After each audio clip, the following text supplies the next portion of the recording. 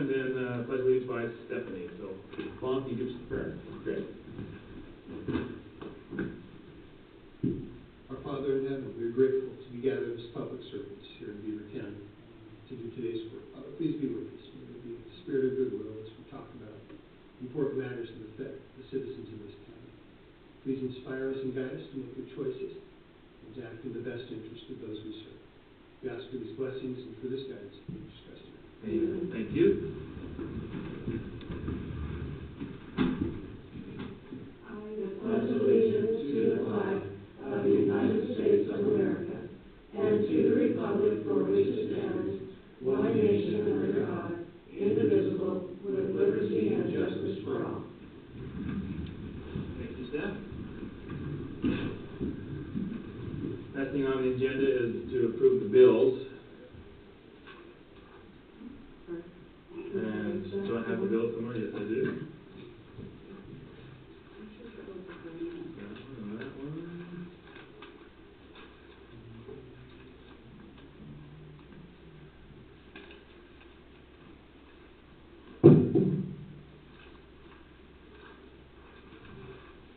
I was going to ask you on the election stuff, is that just printing or postage or what? Yes. All of it? Yes. Okay. I wasn't sure what the whole thing is. Yeah. So you got another go around in November. The first. So it'll be similar. Similar, but we'll be able to share that one with municipalities because we send it out to thousands and Okay. I just didn't know if that was a total one. But we'll get reimbursed for this one because it is a special. So I think we've already submitted for that for reimbursement.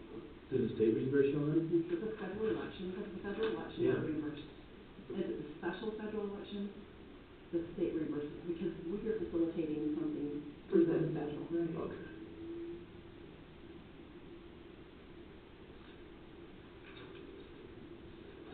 So is the double oven the one for the fairgrounds or is that the one for the What's the price on that one? 11, 12? That one's for the kitchen, I believe. Tell me the account number. Because we did kitchen have a 557,925? Or let's say no, 16. Because this is the account number. 1654. 1654. this one is for kitchen. I think the fair is for At the jail. Yeah, that one wasn't so much. All right, that's what I was thinking. I was like, whoa, I think that's the, Yeah, that one's a commercial, like, big. yeah, the big industrial one. Yeah.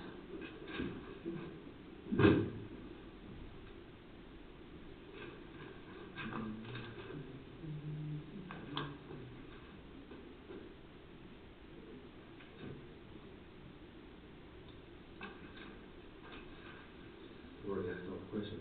Yeah, I know. Sorry. Great. I had questions, yeah, I saw it in the email the other day, but I thought it was just easier to have. Because we probably don't have the same questions. Oh, the other one I was gonna ask, the reimbursed unused broadband.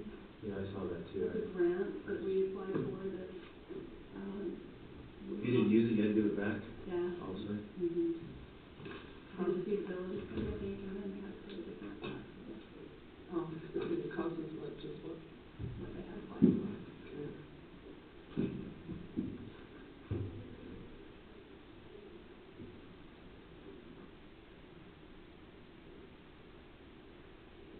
Just out of curiosity, what is NHL Systems? I think that it's out with the jail. It's Class B roads. Oh, Those were cutting edges for one of the graders, Oh, okay. maybe two of the graders. What the blade at the Yes. replace. Okay. Yeah. I asked Corey about that one this morning. I saw Class B roads and wasn't sure, but he said that it should last a couple of years. Okay.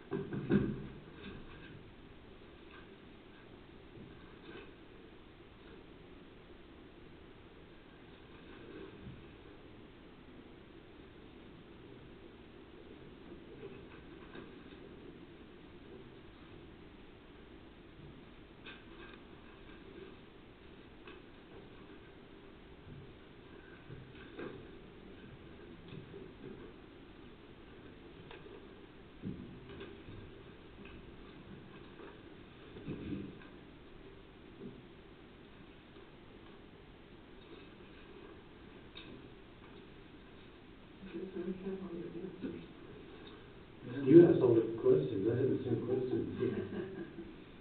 All right, I'll entertain a motion to approve the bills. I'll make a motion, we approve the bills. Second. All in favor? Aye. Make unanimous. September meetings. Minute meetings. Meeting minutes. Minute meetings, meeting minutes. Let's do meeting minutes.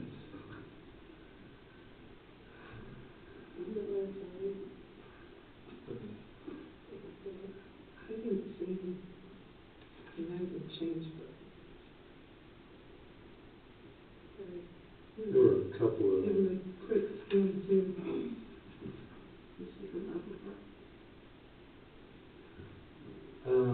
there, Wiseman Farms present were Dusty and Scott Wiseman, they were not We're there. not present. Oh, you're right. And then also the Ray Rollins was not here for the RMA for Rollins Construction.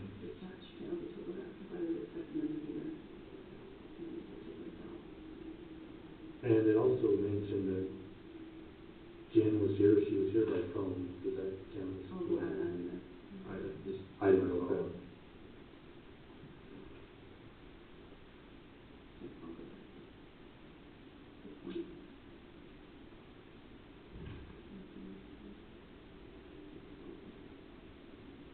That was everything that I noticed.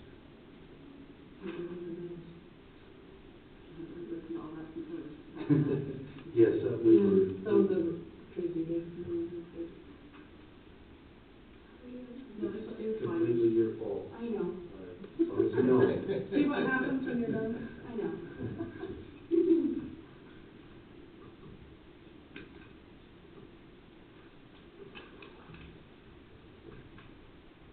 Scroll down just a little bit, please.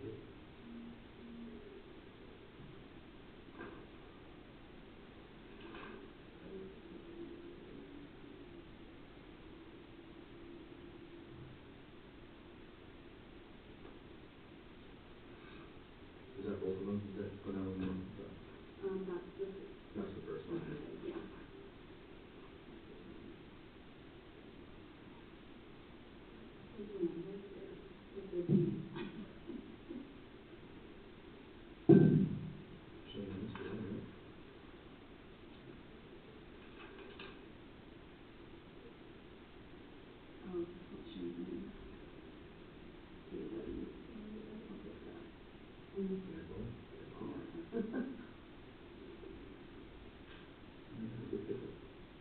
Take that one.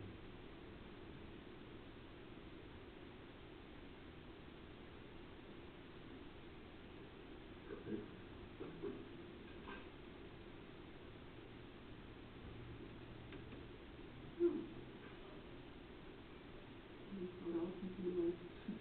Take down one.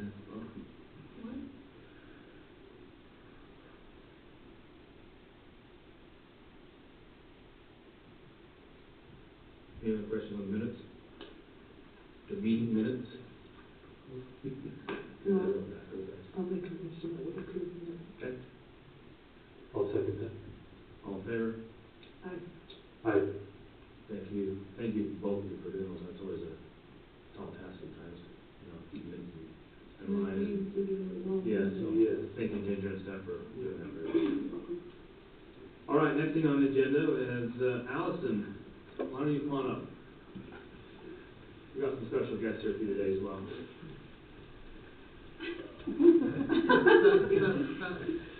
going to cry because my missionary's coming tomorrow. I know, we're glad he's here too. So on behalf of the county and the county commissioners and everyone involved, this is your 15th year, was your 15th year. We have a gift for you, and we really, really, really appreciate all you've done for the county fair, so this is a small token of our thanks and appreciation to you for everything you've done, as well as your family. They put in a lot of time as well, I'm sure, kind of backing you up and stuff, so. Yeah. A lot of sacrifice on everyone's part, It's kind of like one of those things, when you get Allison, you get a dozen. Yes. Which is good. So, for me, thank you very much. I'll let either of you say whatever they want to say as well, and then there's your gift. Wait, this is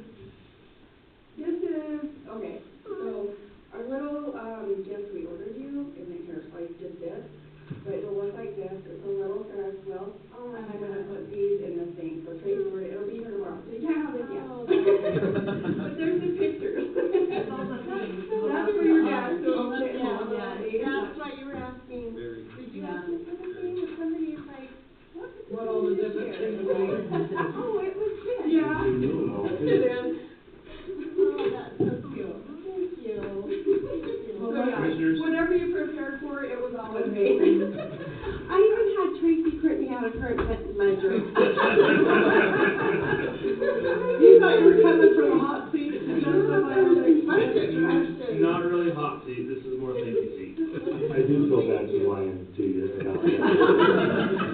Are you repenting now? Yes. Sorry. Sorry, not sorry. Go ahead. We didn't realize you had done this for 15 years, so we were really impressed, and that's a big accomplishment. We're just super proud that you've done this for this long, taking care of it. It takes a big weight off. As my first year, it was a big weight off to just say, hey, Allison's taking care of things. We're just here to support, and you've done a great job for the past 15 years. We wanted to make sure you were acknowledged and you know that we appreciate you, so thank you. I'm not very good at making speeches, so I'll try not to cry either. Fair's always been near and dear to my heart, the stock show and all of that, and okay, you and your family have been incredible. And Beaver County owes a lot to all of you. I think you guys have done a remarkable job. You know, we went around for years.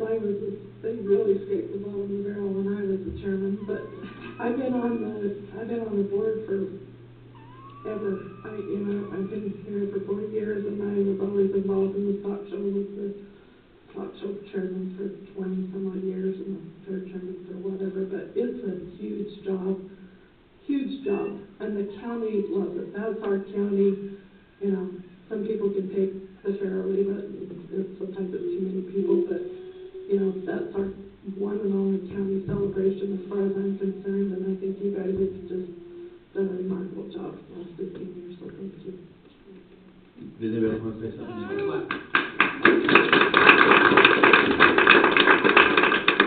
would just like to say I appreciate working with you. I know it's only been 9 years, but you make the fair, because it's a lot. You make it easy for us to do what we do, to be able to cut the check, order all of the pageant stuff, all of the fair stuff. It doesn't matter what. Thank you. Thank you for making it easy. Well, I kind of feel bad when I walked in your door. So I'm like, I need 15 checks. Here's the bill. It's always so busy, but it's truly an honor, and I love the fair, and it's the biggest celebration in the whole county. And you know, with my family, my mom was a fair chairman. When I was growing up, we did the bike, tube, and run race, which we won.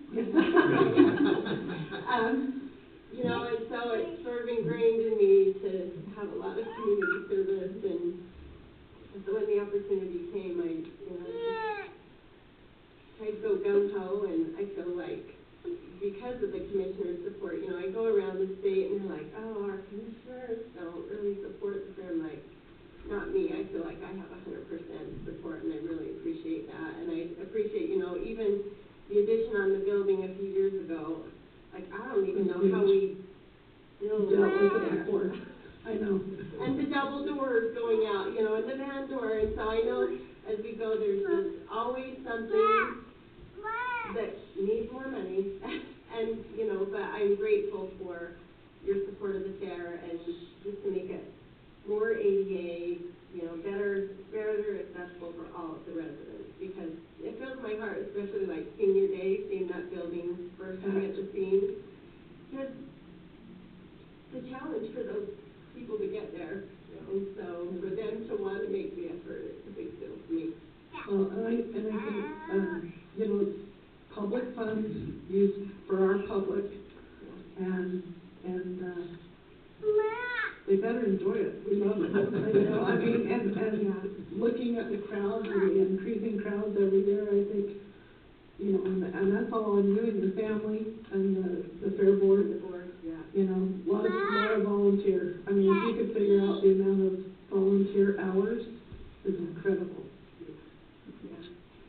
I mean, I think you put a number to that last night a little bit. You said something about that. I had, I think it's about $20,000 worth. I mean, I just took the fair hours, and I have an average of like maybe 20 volunteers there pretty much all time. And so, and I did that by about $20 an hour. But that doesn't count all the months ahead. No. We start meetings. I mean, I feel like a flake this year because I passed the baton on to Brandon to attend all the meetings and stuff. And if you stop and think about all the hours that people spend at home and at meetings and, preparing this kind of stuff, it's a lot more than that. Yeah. It's probably double that, I would say. It probably is, and that's the thing, we have the best volunteers, and I just, our fair dinner, I just have come to love all those people who just sacrifice for their time for the good of the county, and they're people I would have never even known, who've moved in, and some are like the ones that have come through the years, and then some are new friends that, they're great. It's always nice to have these types of situations here, because it still shows that there's good in the world. Yeah. People are still, volunteering to do some good things, so we appreciate that. Because there's a lot of volunteer hours from everyone involved right there, and so it's just awesome to still see that happening today, so thank you. And they love it, and they're like, plan on me next year. Yeah. And if they didn't, then I wouldn't want to keep hold of people. We want your family to come up. We do have this for you too as well, Allison. This is also for you. But if you guys want to come up, you guys want to say something too? Nope. There's the worker. Let's get a picture up there if we can. Get your hips out, kid.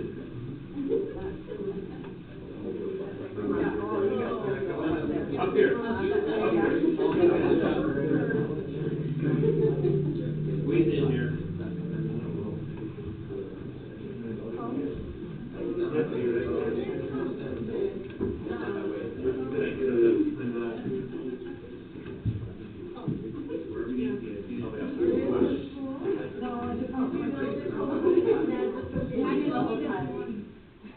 Everybody squeeze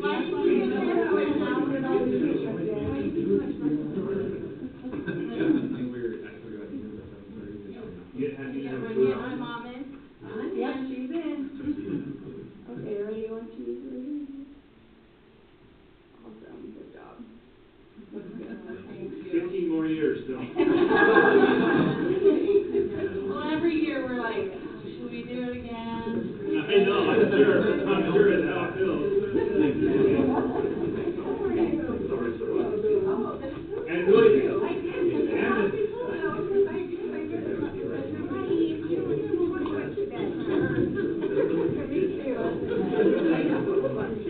Thank you guys. Thank you. I will say a lot of thanks goes to the family as well, so everyone's involved there, so thank you all. Thank you all. Thank you. Thanks, Tim. That was my bad. Yeah. Somebody better help her pack all this stuff. Oh, yeah. Hey, you're on your own. We just got you all. Okay, I'm gonna give this to you when I put it in the little purse, though. Okay. Thanks, you guys. Have a good day.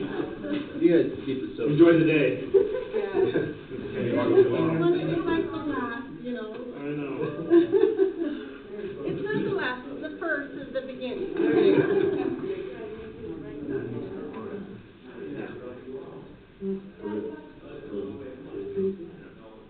Okay. We're a little bit heavy, we're going to stay on schedule. Consider signing a CUP for Forge. I understand that's you right there. I see the Forge. Yes. why I'm here. Yes. Tough to follow. Yes. Come on up. Glad you're here.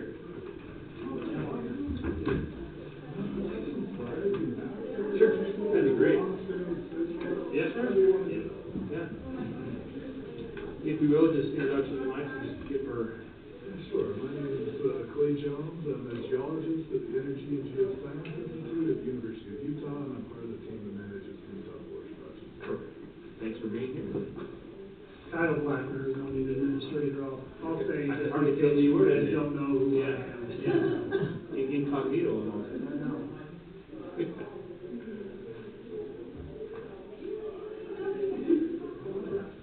You got the right one of the two.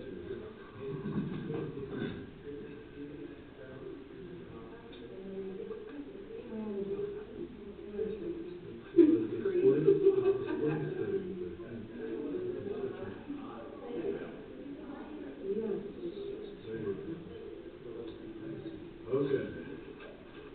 So, pretty picture. We can go on to the next one. Just kind of an update on where we're at. So, we kind of see the progress here. The last 2 years, we did the deviated well, that 16 AIP injection well. In April, simulated just the toe of that. Down there, you can see those three blue shapes. And then just recently, we finished drilling the 16B, the dash line on the far right panel to connect those two together. And we did do a circulation test and got a weak connection, but we have a lot more real estate along that lateral that we can go back in and make sure we get it connected up as best we can.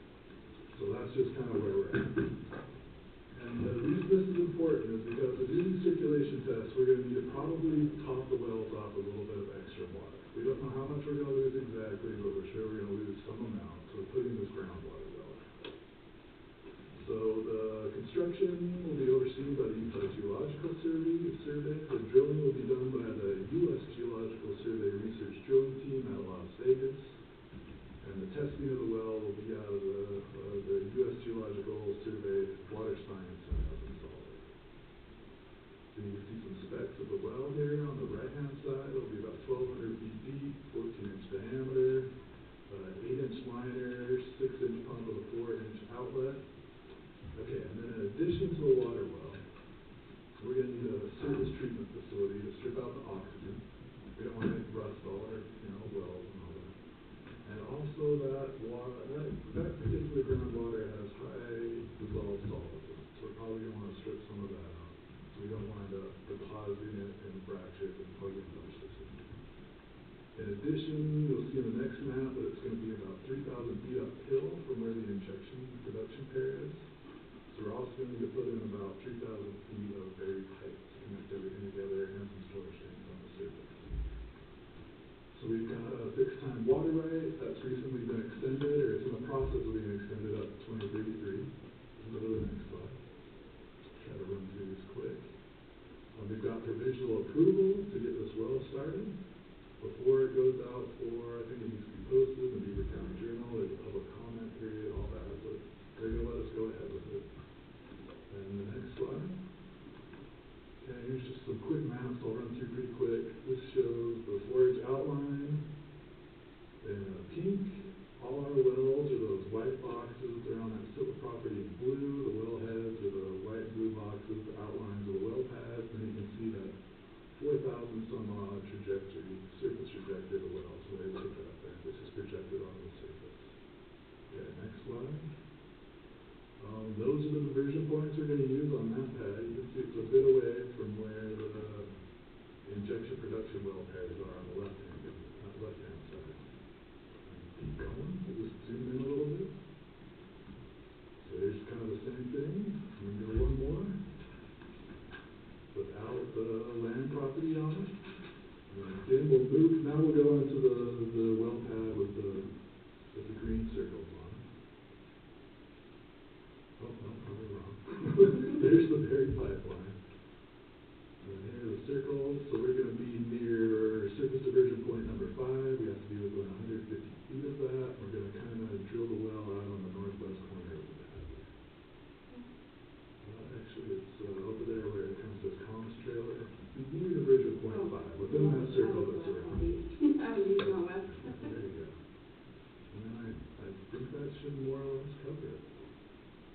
So that's our plan in a nutshell. If you have any questions, I'd be more than happy to try to answer them. So the wells, your injection wells, you'll be running the water above surface to inject, or? Yeah, so we'll have to pull it out of the ground uphill, take it out, treat it, and then run it downhill to some storage tanks that will be there on the surface. So they are spaced about 3,000 feet. Then are you going to have more lagoons for the separation process, or? We kind of figure some of the water we inject, well, we'll keep it in a closed loop ideally. So we won't separate steam from water. There shouldn't be any loss in that regard. But some water will likely bleed off and leak out on the periphery of the system. We're not sure how much, but we need to be prepared to top off the wells when we start doing it. Start with like a month-long circulation test. Right now we've done 2 for a whole day each. So we're going to kind of ramp up on their scale. I'm just, in my mind, I don't understand the science of how you clean it and scrub it and pull the solids out. Neither do I. But apparently they have these kind of skid-mounted units that go to industrial kind of places where they have these applications, and they can go and strip out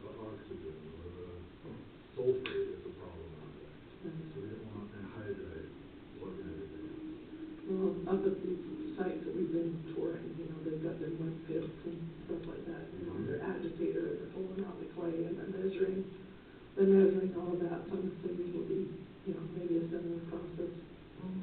That's for the drilling process. That's the drilling process, but. So they gotta get the viscosity just so to pick up everything that they're breaking off of the mud to circulate it back up to the surface, clean it out the best they can. A lot of that's just cleaning the fine particles with bit mix. So now we'll be circulating water without all that slurry stuff in it. It's basically a big softener is what I understand it. Without the salt, the ionizer and all that stuff. But that's some pretty nasty water you're dealing with out there, so Yes, they're gonna get their, friendly. you'll get your money's worth out of them. Yeah, so the budget seemed high at everyone on the planning and zoning committee. I think a big part of it's gonna be this treatment plant. Yeah. But that's still all locked into the original funding for Forge, right?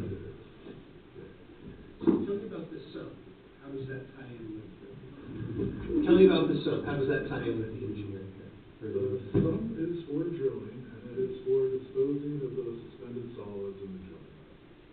So you kind of concentrate it, put it out there, let it evaporate, and that's just where you're displacing the rock you evacuated in the subsurface and you're storing it on the surface in there. And you have the 49.55 acre feet of water, is that correct? That's correct. Is that a leased water right or a? It is a fixed time water right. Okay. Is it a consumptive right or a? It is, I believe. There are two types. There's one water right that we sort of did an application for. The state engineer told me it wasn't necessary. We're just circulating in the subsurface. Okay. But the consumptive, where we're pulling it out of that shallow aquifer, that's 49.55. At least that's my understanding. Okay. All right, I'm just gonna get those questions, where the water right came from and those kinds of things, so. I know that they purchased the water right, I'm not sure who from, but a long time ago. like Quite a while ago. Yeah. It was Okay. in like 2016 by the now retired state geologist. I can find the details for that if you need them, but I don't. No, not necessary. Because that was still State open. geologist in 2015. Yes. It was still an open aquifer when they did it. Okay. So it was still what? It was still an open aquifer, like all the water rights were not used at that time. Assuming Beaver is there, but so. There's very few of those in the state, because historically the state over allocates water. Yeah. Probably not first choice of water for most people. All right. The one question I did have is, I know there's a gentleman out there that grazes cows in this area. Will this be fenced around where the? Yes. Okay. Around the wellhead, we agreed that we would do that like we have all the wellheads. Okay. Part of the conditional use permit was to include those areas in. Is that on the? Yeah, right there, nice. Okay. You haven't seen that. Yeah. Commissioner Hollingshead only let me see part of it. That's why I asked questions. It should have been in your packet. See. Oh. Nice try. Too bad, too bad. He has a serious conversation every morning in the meeting with that guy that grazes cows out there. Yes, sir. Any other questions? No. No, I think we're good. Planning and zoning, good? That was approved, Okay. or recommended. Well, I'll make a motion that we, approve and sign the CUP for Forge. There's no technical language in I'll second that. any other questions? Counselor? All in favor? there. Aye. Make unanimous. We just hope you get your extension to 2033. Thank you, very much. Thank you.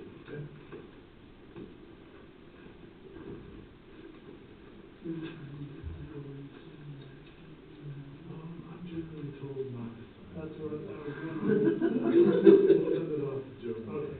I'll have that. Did you get him back in sight, Jim? Actually, I could just take that with you want to, it's, Want me to copy? let's do that. If you'll take that downstairs and have Jeannie copy in my office.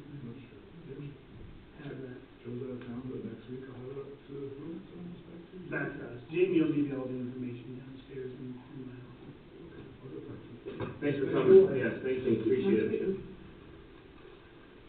Kyle, I guess you're on the docket for the next one too, huh?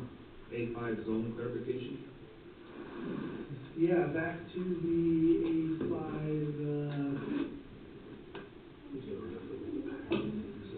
recommendation of, Maybe, yeah, just slow down a little further. I agree. so these, our last discussion when we were talking about, right, approving the A5, zone update, we talked a lot about definitions, and so we actually don't even have a grazing definition in our ordinance. And so at planning and zoning last month, that's actually what we discussed was part of that grazing definition. Now, these were just random grazing definitions that we found off of the internet and other jurisdictions. And so that is something that we are looking to throw in there now as definitions. Obviously, we want to have grazing definition in our ordinance so we can specify exactly what we consider grazing. We did have an issue with some individuals on what was considered grazing and what was a deed lot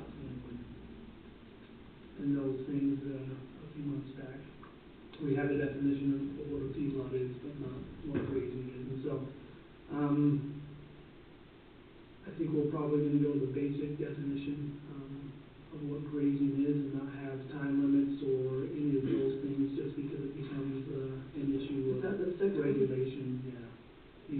Those, Second or the third one? yeah, we kind of found those BLM and things like that. You like the third, is that what you said? As I studied my packet, See that? I liked the third. I didn't like the first one because it Yeah, the first one's a little too. Yeah, and that's kind of what we talked about in Specific. planning and zoning, who's And regulating that, yeah, who's, right, who's gonna monitor? who's gonna monitor those things. I mean, honestly, A lot of work for somebody to do. but if you're actually, like, managing a grading, You should do that anyway. that's Correct. common sense, right? Correct, and that's kind of what the debate was, well, we Right. can't manage an individual managing their own grazing, right? If they wanna destroy it, then I guess that's their prerogative, but at some point, they have to be able to do that on their own, so. The only thing that I would caution maybe a little bit is, on that third one, if there's some people that will feed it to the dust and then it's a dust hazard or nuisance to the neighbors, Yeah. and then they start feeding on the same property, Yeah. so, you know, That's the issue with the grazing, the Right. fine line of, we're trying to figure out where where draw we the line. go that line of grazing and where now supplemental feed is now being brought in, because that's kind of the issue is you had an individual who was grazing and then also, right, and most farmers do, right, they have a large pasture that they graze on and they throw feed on there as well.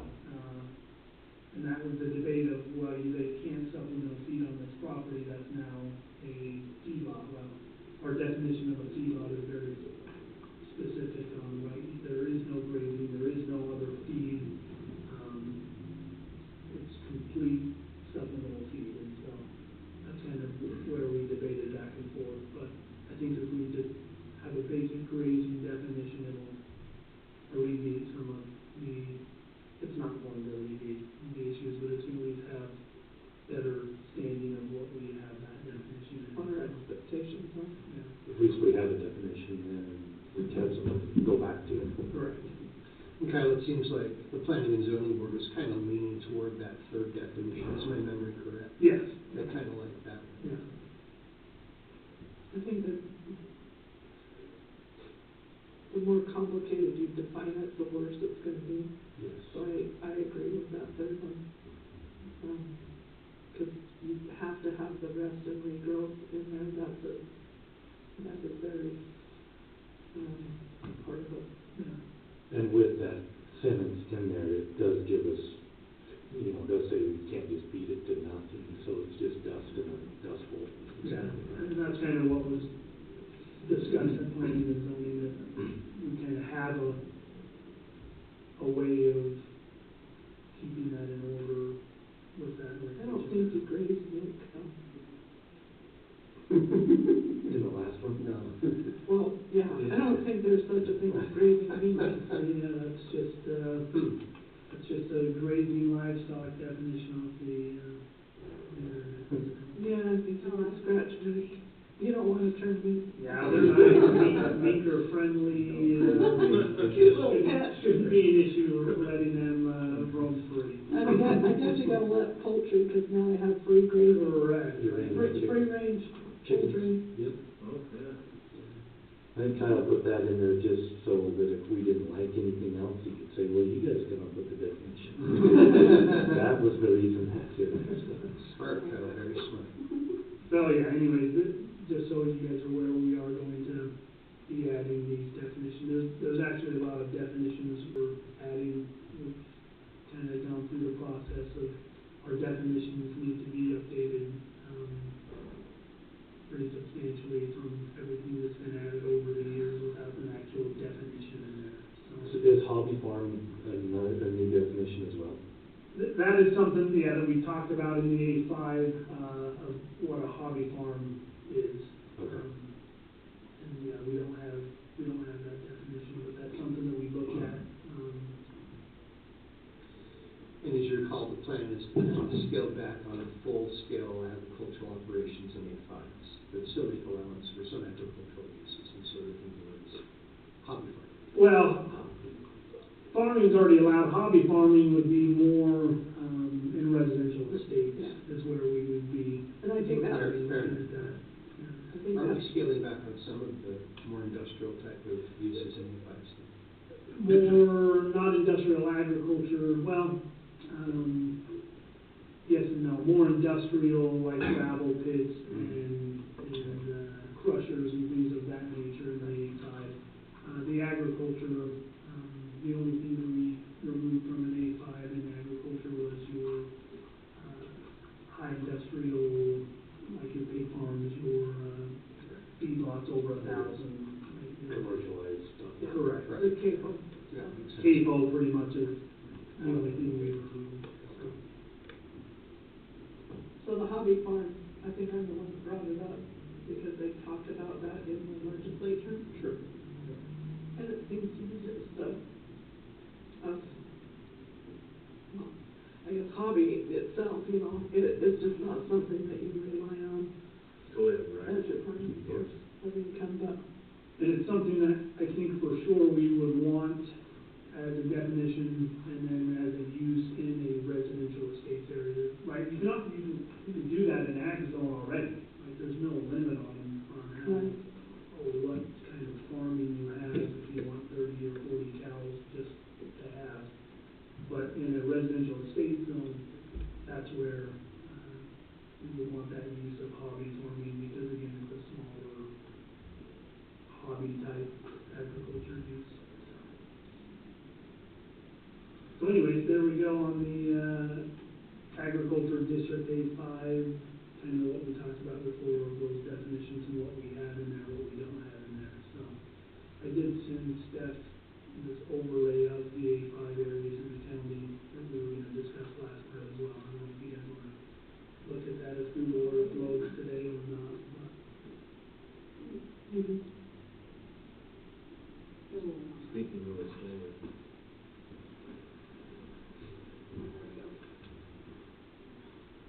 I was going to tell you too, I talked to Kevin about this. They're looking at the RMP again, the state RMP, and we just did an update. And I think something that we have missing on the county is, speak of the devil, see, I'm talking about you again, come on in. He just keeps wandering past while we're talking about him. Come in, next time. Anyway, they're kind of doing a new assessment on the resource management plans, and I think that we did not put our travel management plan in the county RMP, and so they're talking about doing that with the work Kevin's been doing with Beaver and that on these travel management and trying to get that action put in the CRMP. As the 29th or whatever, an additional requirement of you must have this. I don't know that it's a requirement, it's just a really strong We suggestion. need that in there, so Yeah. the federal agencies understand what we're claiming.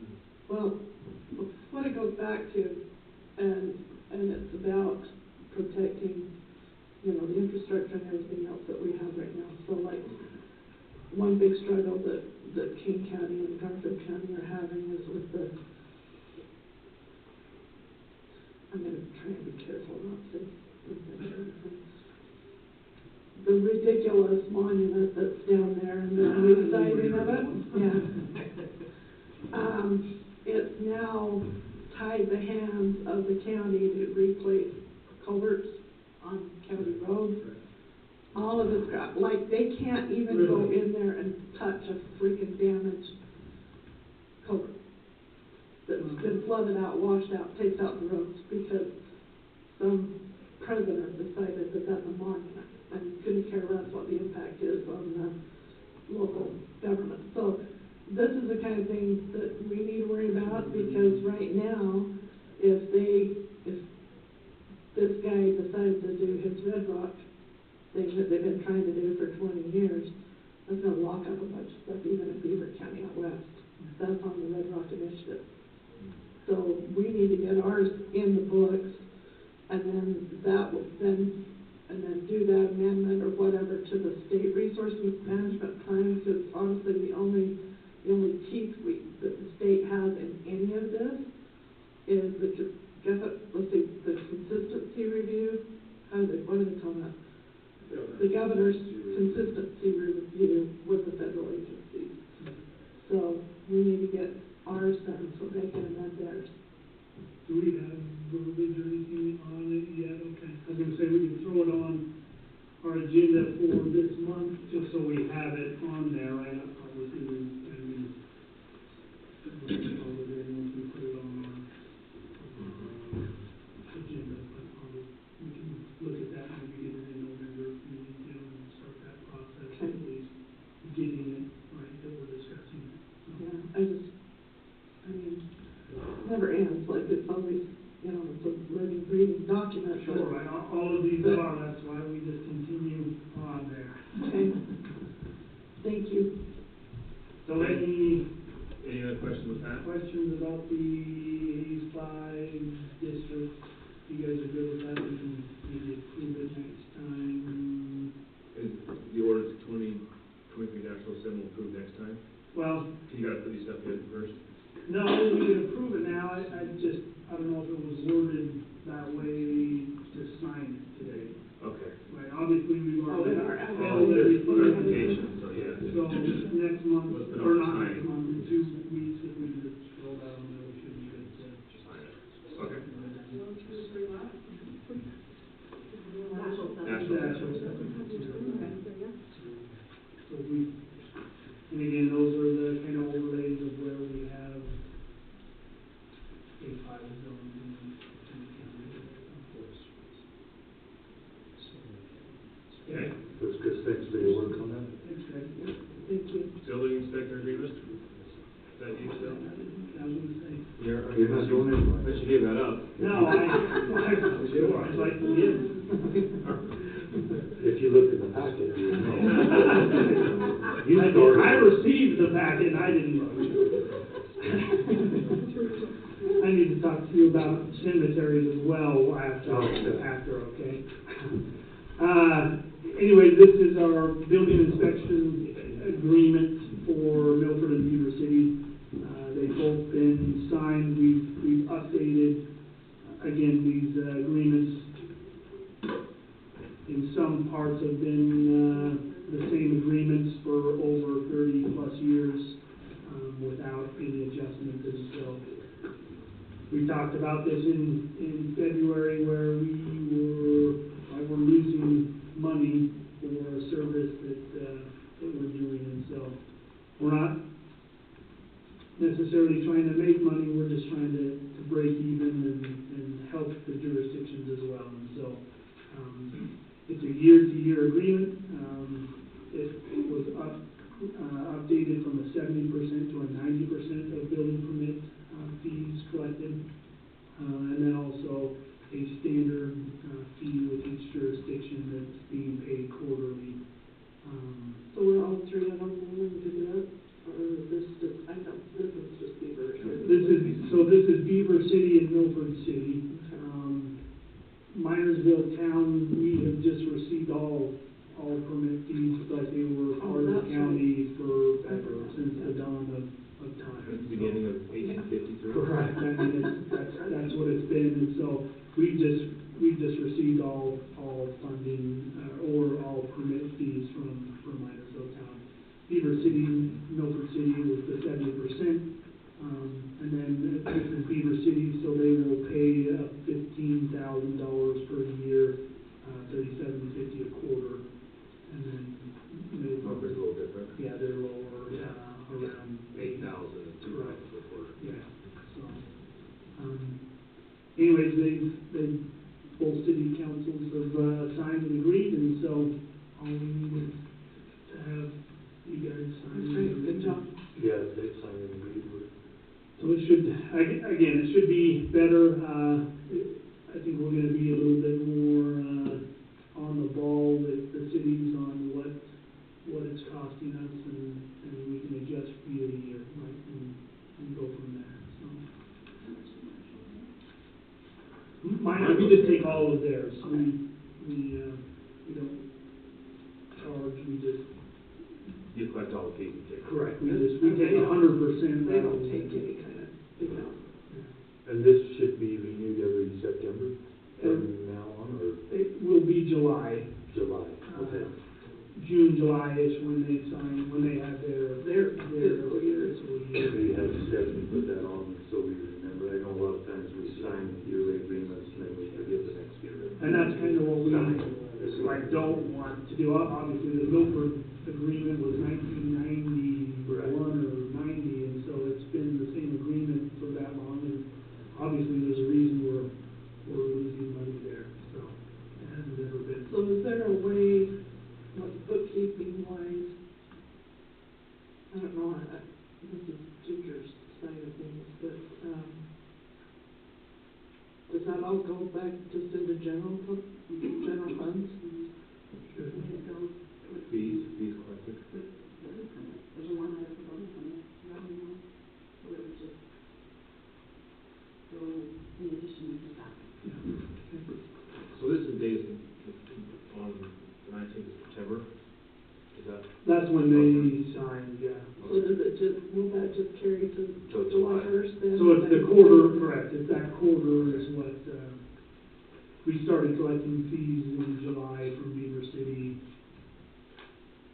on that quarter, so. Okay. All right, I guess I'll entertain a motion that we accept these two contracts with cities. I'll make a motion, we sign the contracts, the building inspection agreements with Beaver City and Milford City. Second, Any other questions? If not, all in favor? Aye. Thank you, Kyle. Thanks, Scott. Talk to you about Okay. people later on, all right? You got it.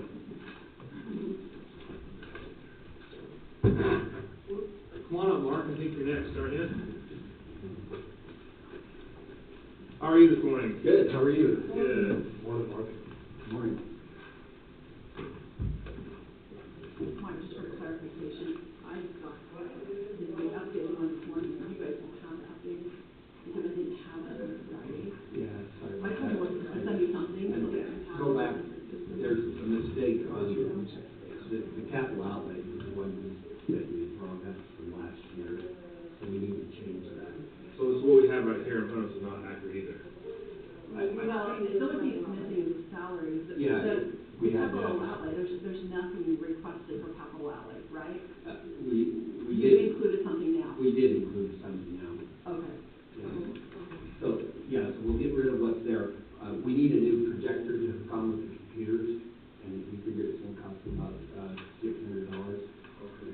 As you go around. That's capital outlay stuff. That would be capital outlay. That might be IT stuff, actually. Oh, yeah, does it fall under that?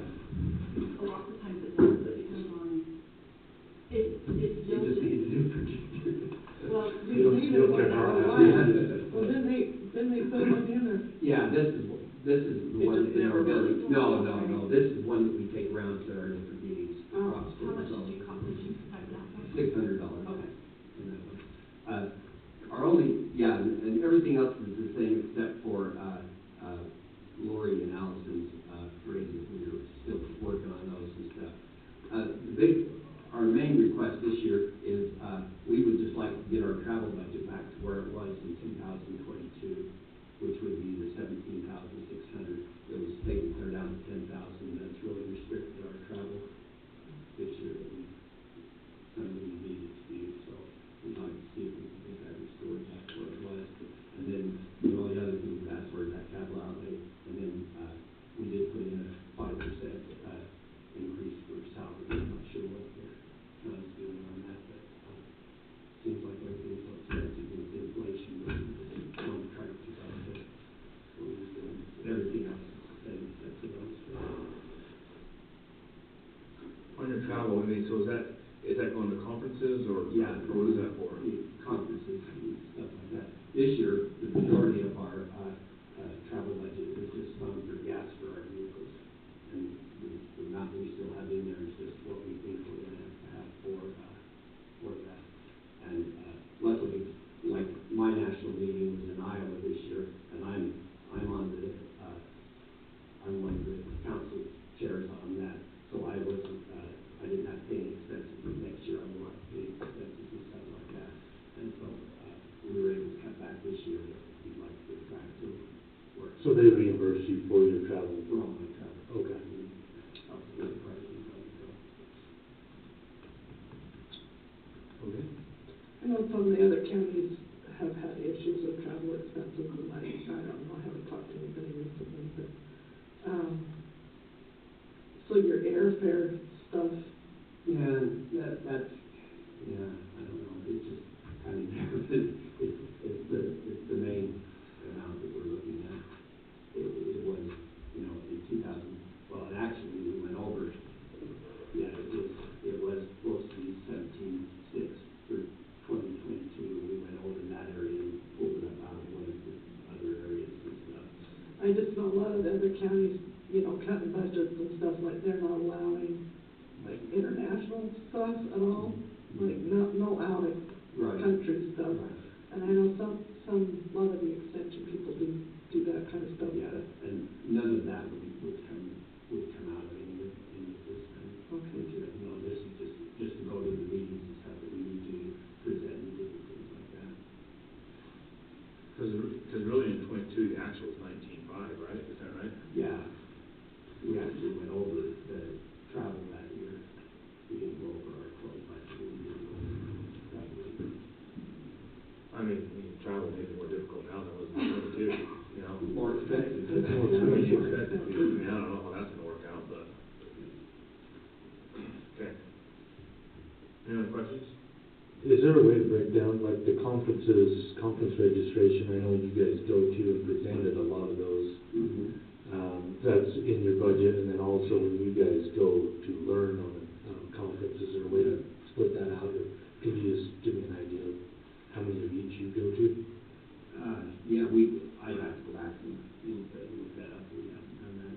But most of them, they're really about the same thing, because even the ones that we're going to learn on and stuff, a lot of them we get presented. Okay. Like I wasn't necessarily going to go to the Alfalfa Symposium, Western Region Alfalfa Symposium in Reno, but I got asked to come in and present on my global research trial and stuff.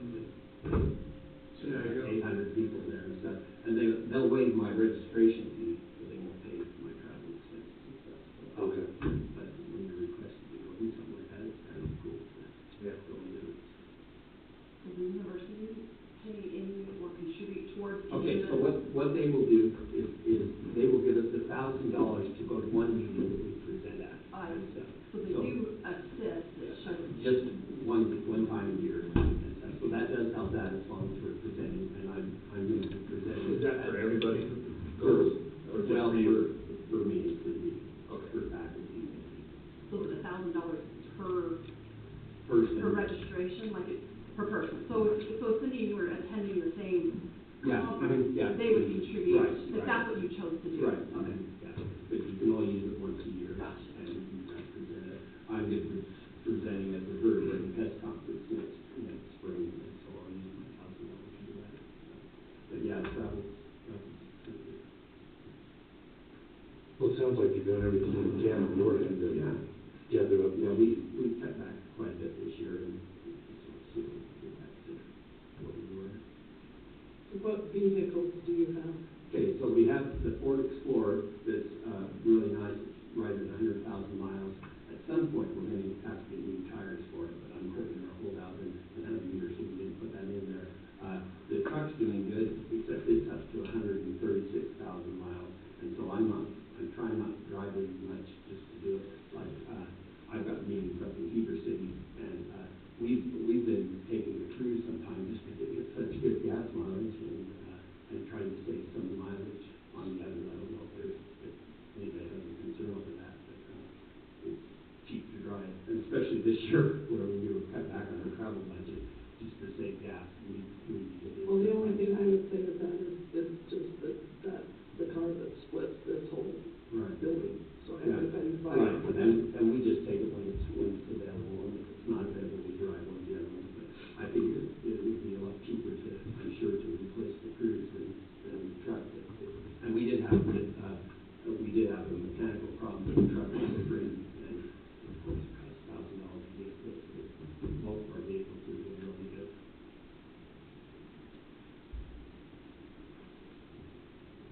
You've only got 136 on the Dodge. That's Sure, brand new. Commissioner Pearson and I just, In 300,000. On my personal vehicles, I have many more miles. Well, hopefully they keep going. Yeah. They're an asset for sure for you guys. So. Yeah, they are. And that's one thing we appreciate about Beaver County is having our own vehicles, because statewide, that's one place that some of the counties have had pulled, or I don't know, they have pulled back, and people have to drive their own vehicles and stuff, and it's really nice to be able to use the county vehicles, and they're the best. In the 32 years I've been here, they're the best vehicles we've ever had. Well, I think honestly, I think it's cheaper to do that and just recycle the vehicles that we have to try to do that, and then have Yeah. you know, probably never get a brand new vehicle, No, but and we don't need it. the sheriff's office has to rotate theirs in and out, and it's cheaper to pay maintenance and fuel on a vehicle we own than it is to reimburse you guys on yours. Yeah, if we were driving our own vehicles, our travel budget would have to be much more. Yeah, yeah. Okay, anything else? I Thanks so much. don't think so. Appreciate it. Thanks, Mark, appreciate it. Thank Thanks, you. Mark. You know, let me Yep. keep whittling. Okay, Yeah. thanks. Jen? Jen? Power couple, you guys ready? We're gonna just take a Take it. few minutes, just a minute, 1 minute, you're on the clock. How are you? Good, how are you? Good. Hello. You two doing good today? Two Jens? Yes. I feel awkward when I go from there, because my name isn't Jen. You're an honorary Jen, I know. So maybe Wow, it's that's even not better, honorary. yeah. You should make some honorary steps. Well, see, we call it the Jen Den. Oh. So then you are kind of excluding her out, so. Yeah, well, Jan kind of fits in too, when we're public closet, so. Well, honorary Jen, I'm glad you're here today. Yeah. We're now at the Jen Den. Welcome, we're extending the Jen Den. Very nice to hear. Yes, it is dangerous. So dangerous. It's a good time, Commissioner Yardley. I've been in the Gen Den when you guys are. I was gonna say, have you been in the Gen Den when we're all fired up and Yes. angry at the same time? Yeah. There's voices everywhere telling you every direction. Every corner.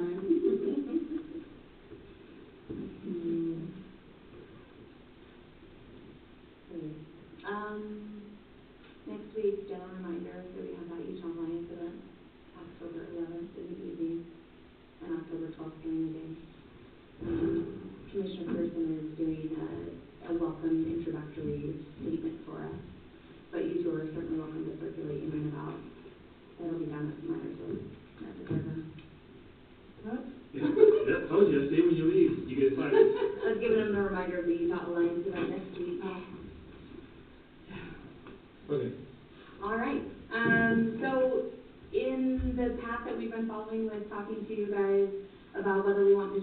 grants or not. Jen is here, Jen Marshall is here with me today to talk about a couple of the grants that we're looking at. She's so great. She provided this typed up explanation of what she's looking at and emailed it off to me. And then she followed up and sat down with me yesterday, and we looked at a bunch of the outdoor recreation grants to see which of those grants these might fall in line with, which would be best suited for if we wanted to consider those, because as we all know, the different recreation grants have different requirements, different matches, different purposes, and truthfully, some of them have such strict guidelines that there are things you can and just can't apply for outright. So as we looked through the outdoor rec pamphlet, which actually outlines all of them, we kind of said, well, what about this one? Does this one match this? Does this match this? Do we really think that this would be the right pairing, right? Because depending on what that match percentage is, does it make sense based off of our costs or our anticipated costs that we think a project could run? So with that all being said, I'll let Jen talk to you about the 3 different projects that we have in mind, because there are 3 very clear projects that she feels strongly about, and then we can decide, leave it up to you to decide rather, if you want to chase those projects, if you want to chase the funding for those projects, if we want to take a strategic pause, and maybe what some of the repercussions of that might also look like before we start writing really any of these grants. So, on to you. Okay, awesome. So the first one is the well for the reservoir grant. That's a big one, and we were looking into the LWCS Land and Water Conservation Grant. Maybe that could fall under that, and it's up to $2 million. So that might be a better one to look at for that. It could give us more funding, but it's 50-50. Is what grant? It's called the LWCS, the Land and Water Conservation Grant. So part of what's tricky about that is we have to make sure that that's actually going to be a sound fit, and we've reached out to the grant manager for that specific grant. Isn't that a federal grant? It's possibly, it doesn't say that in any of the literature, but it feels like it. What it does require of us would be to designate the property space in perpetuity for recreational open use.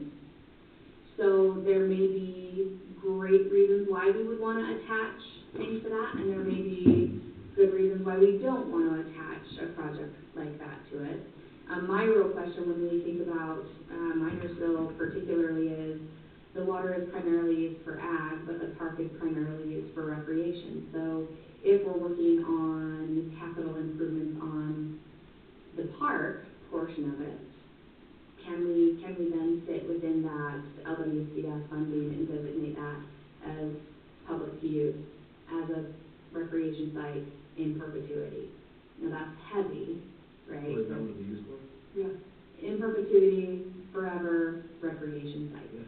So I think that's our intent with that location, but I don't want to necessarily speak for you. And I don't know if, because the water is ag-based, if we actually can attach the land to this LWCS. So here's going to be your issue. It is a federal, it's federal funding, comes from Congress. That's also the same money they're talking about up here. You can't tie, like Rocky Ford, they own everything at the high water mark. Right. And then the water is Rocky Ford, Minersville, and BW. Correct. So if we're just talking about the well itself, I don't know that this would qualify. Okay. And see, I really wanted to talk to the grant manager, the grant program manager, to see, because in my mind, yes, the water is owned otherwise, right? But if the park surrounding it. So the lake is one water, the well water is something totally different. Right. Yeah, that's what I would see it as. But I don't know that the well would, I don't know, I mean, without talking to them, I don't know what that, That's where we're at. if that would I qualify. really don't know.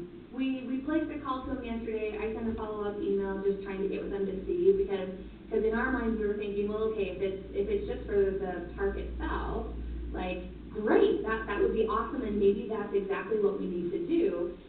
partially because this project funding can go up to the 2.5 million. Now certainly we don't need $5 million. It is a 50-50 match, that's the other tricky part about it. So certainly we don't need $5 million worth of improvements there at Minersville Town, or excuse me, at Minersville Reservoir. But that, it might be a good fit. The other, you know, we looked at the RRI as well, that's what's been used traditionally as we've done improvements out there, Jen's written for. So I think we just really wanna, I really just wanna shop the grants and really see what might work out. What is the, do you have a cost on the well? We haven't got that breakdown yet, so. It's to drill the well, right? To drill it? Drill the Well, well. and then we'll only equip it. Equip it, I yeah. bet you you're talking 200,000. Yeah. Well, that or Utah, the outdoor rec grant might just be sufficient for that. I know that if you get a certain somebody in the Congress, there's now congressional earmarking for federal funds, but the project has to be ready to roll, ready to go. So I don't know if that's... Ready. Yeah. Yeah, that's one thing we gotta decide on, is yes, whether we're gonna tackle that, and yes, what we're gonna go after, and.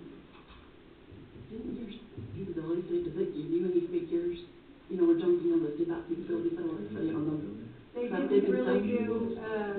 they just did the engineering and said we were approved for. Okay, so it's not, It's not, they can't give you a guesstimation. yeah, and that's just where we got to have a well service pump and give us a bid. So, we haven't gone to that route yet. We didn't know if they would do it just Could we do it with the in hopes they would get the job, replacement? you know? Didn't want to put any more money into it till we know for sure what we're gonna do. We still have to apply for the permits and everything. Gotcha. But we Yeah. have But that's a longer process than just the replacement. yeah. To get ready. It definitely have to be farther than 150 feet from the original. Okay. It just had to be a brand new well Okay. altogether. Mm-hmm.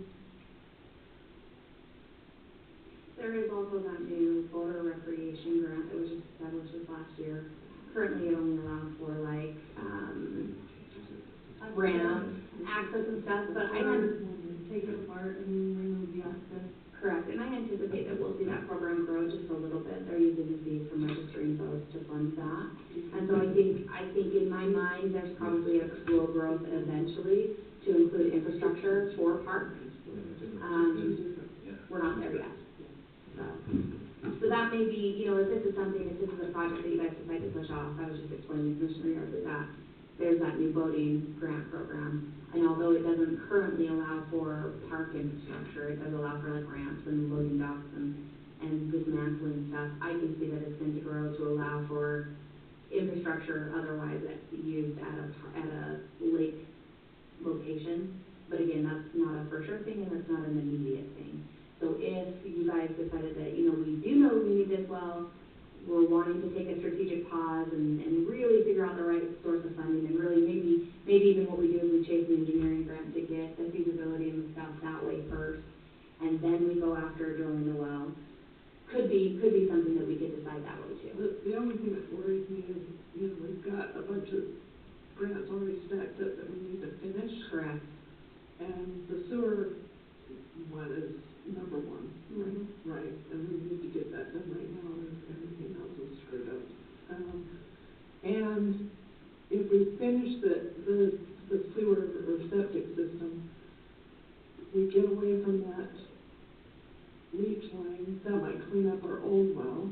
And is it gonna be sufficient? Or are we gonna have to have the new well to go forward? I couldn't say. Cause that, Yeah. I mean. I think it would be sufficient, but it's just, you just never know, you know, how many days it's gonna hold or not. You know, I think the pipes, a lot of the pipes underground are old, yeah, and that's why we get some problems. Yeah. Do we know when it was drilled? What's the life of that well right now? Yes, we do, I think it was 69. That, So you're- I was gonna say you're 72, pushing. so we were close. You're pushing on the life But expectancy. we had it, got a camera put in it. We cambered it, we re-equipped it, lined it and Yeah, everything. the lining and stuff, and he said it's still a good well, and pumping really good, and, you know, not giving us any issue. I think the only issues that we've had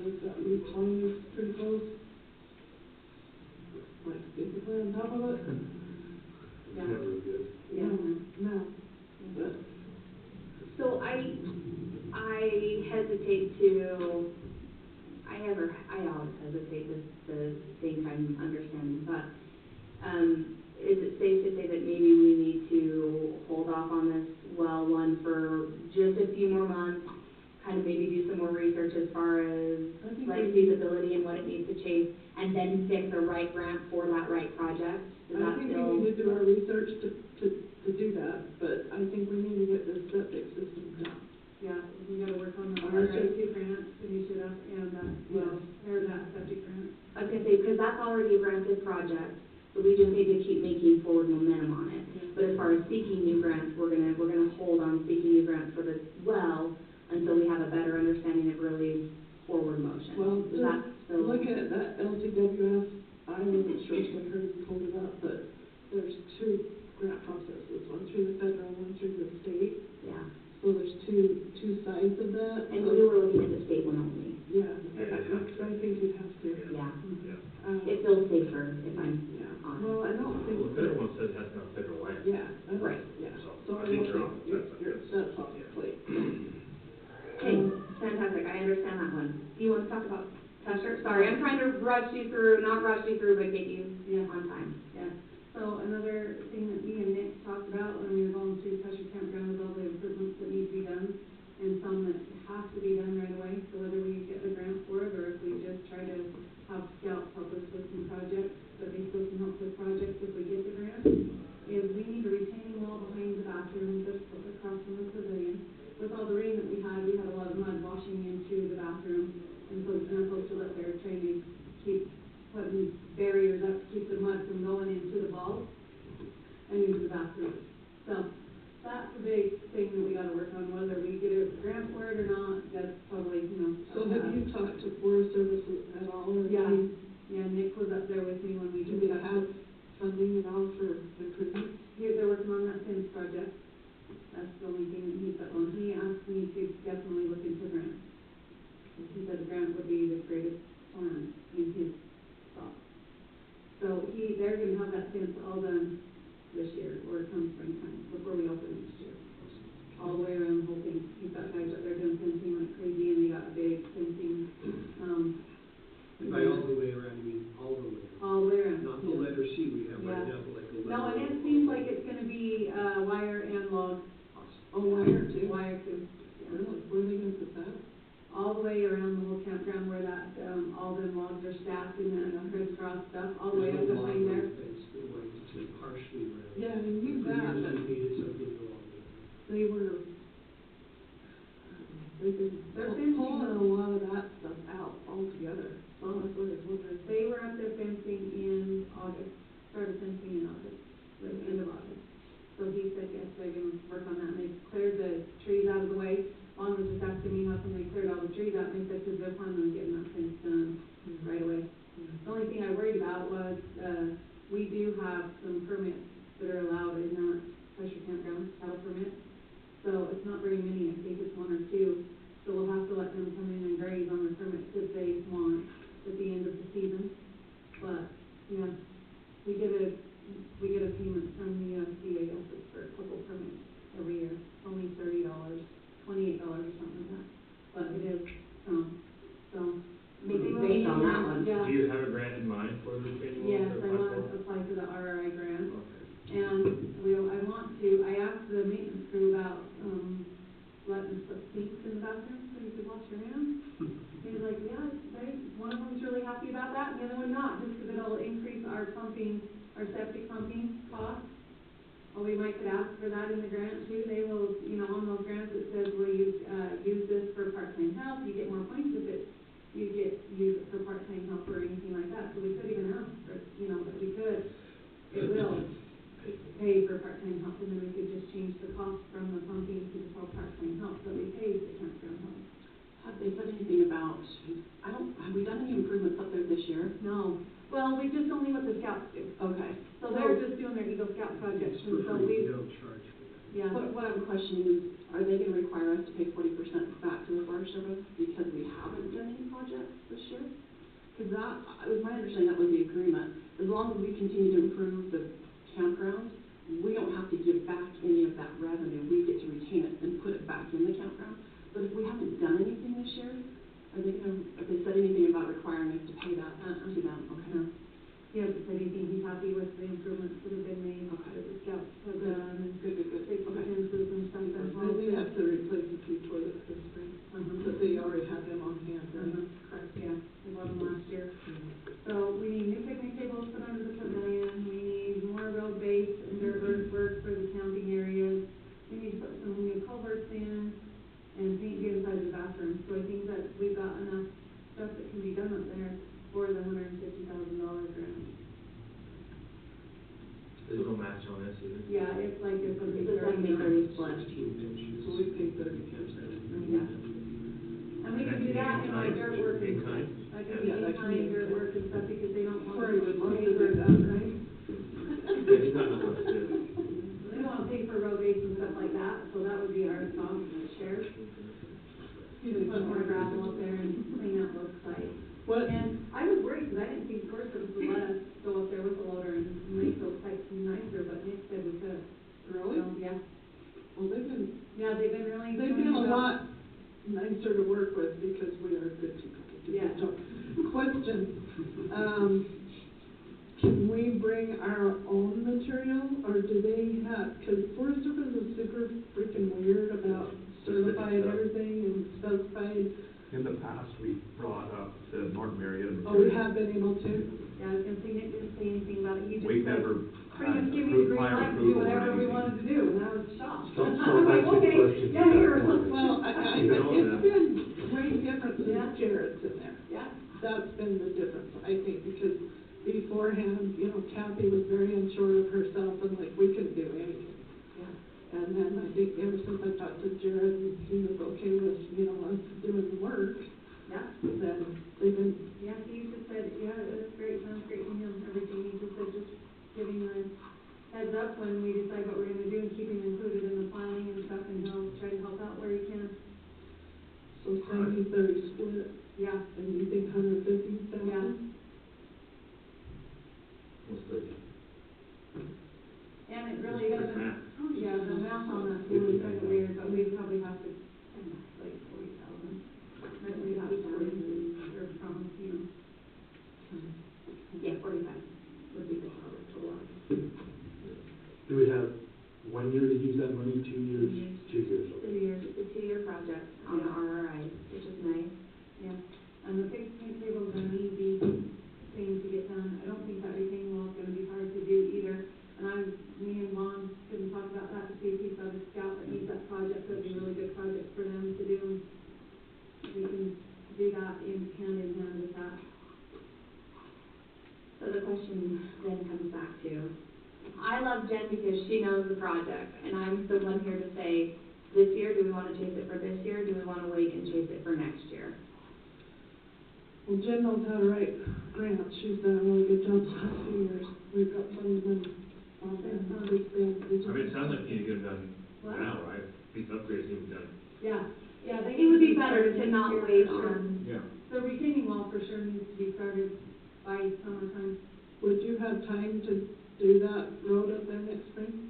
As far as just taking Just in the gravel. campground and, Just Okay. adding gravel Road to base, it. something like that. And grading it. But again, we need to look in them that culvert situation also. So, what was it, 3 years ago we hauled gravel up there, they gravelled the whole road? Is that what we're doing again, or? No, they didn't gravel the whole entire thing around the whole campground. They just was spotty and filling in the holes. yeah, 'cause I think that was the first year we had the contract to do the road, and Well, it was prior to the Right.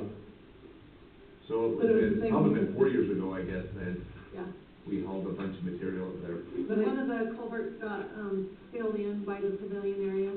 So I could see 2 places where we could use a new culvert, 3. That's if the we can downfall of putting culverts up there, though, is they're Get rough, all they're gonna gonna wear out. eventually be filled up. So, yeah, maybe if you had time, when we get working on it, you could have a solution that we wouldn't even need to put new culverts in, just, Okay.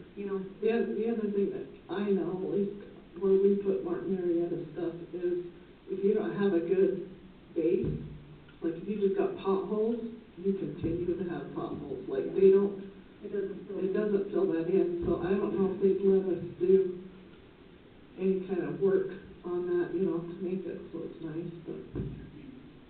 Yeah, I don't know. It don't sound like a big project, I I don't think we think can fit it it in is. somewhere. No, I think it'd take you a day, 2 days maybe. Okay. So I'm gonna say consensus is to apply for the RRI on the treasure campground. So are you doing that, or is she doing that? Truthfully, she will do most of it. She will ask me to look it over.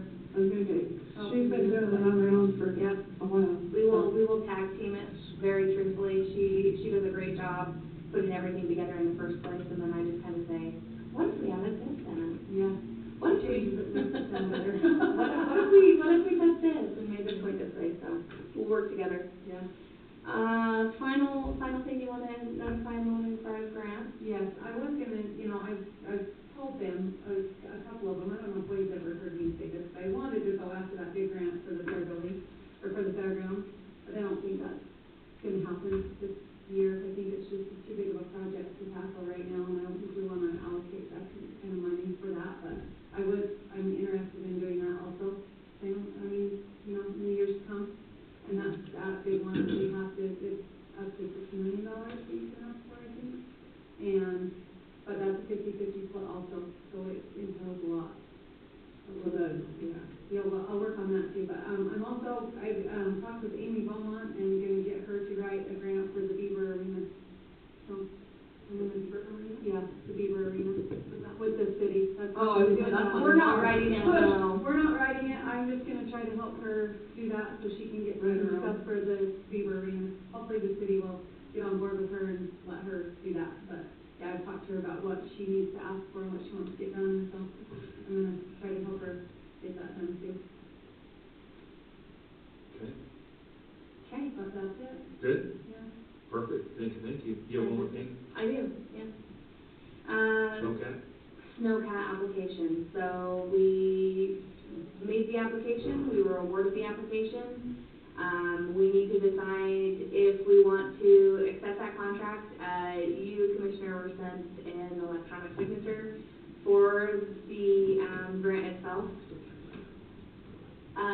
So I wanted to talk about, do we want to chase this fund? I mean, we've already chased it. Do we want to follow through on the procurement of the So here's- snowcat is my real question. Here's my thought process behind that.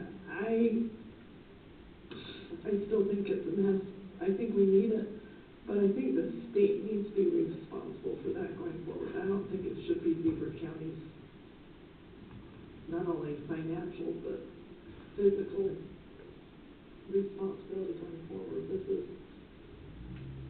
UDOT, it's Forest Service, and I don't mind us doing the grant itself, but that was not our conversation in the beginning.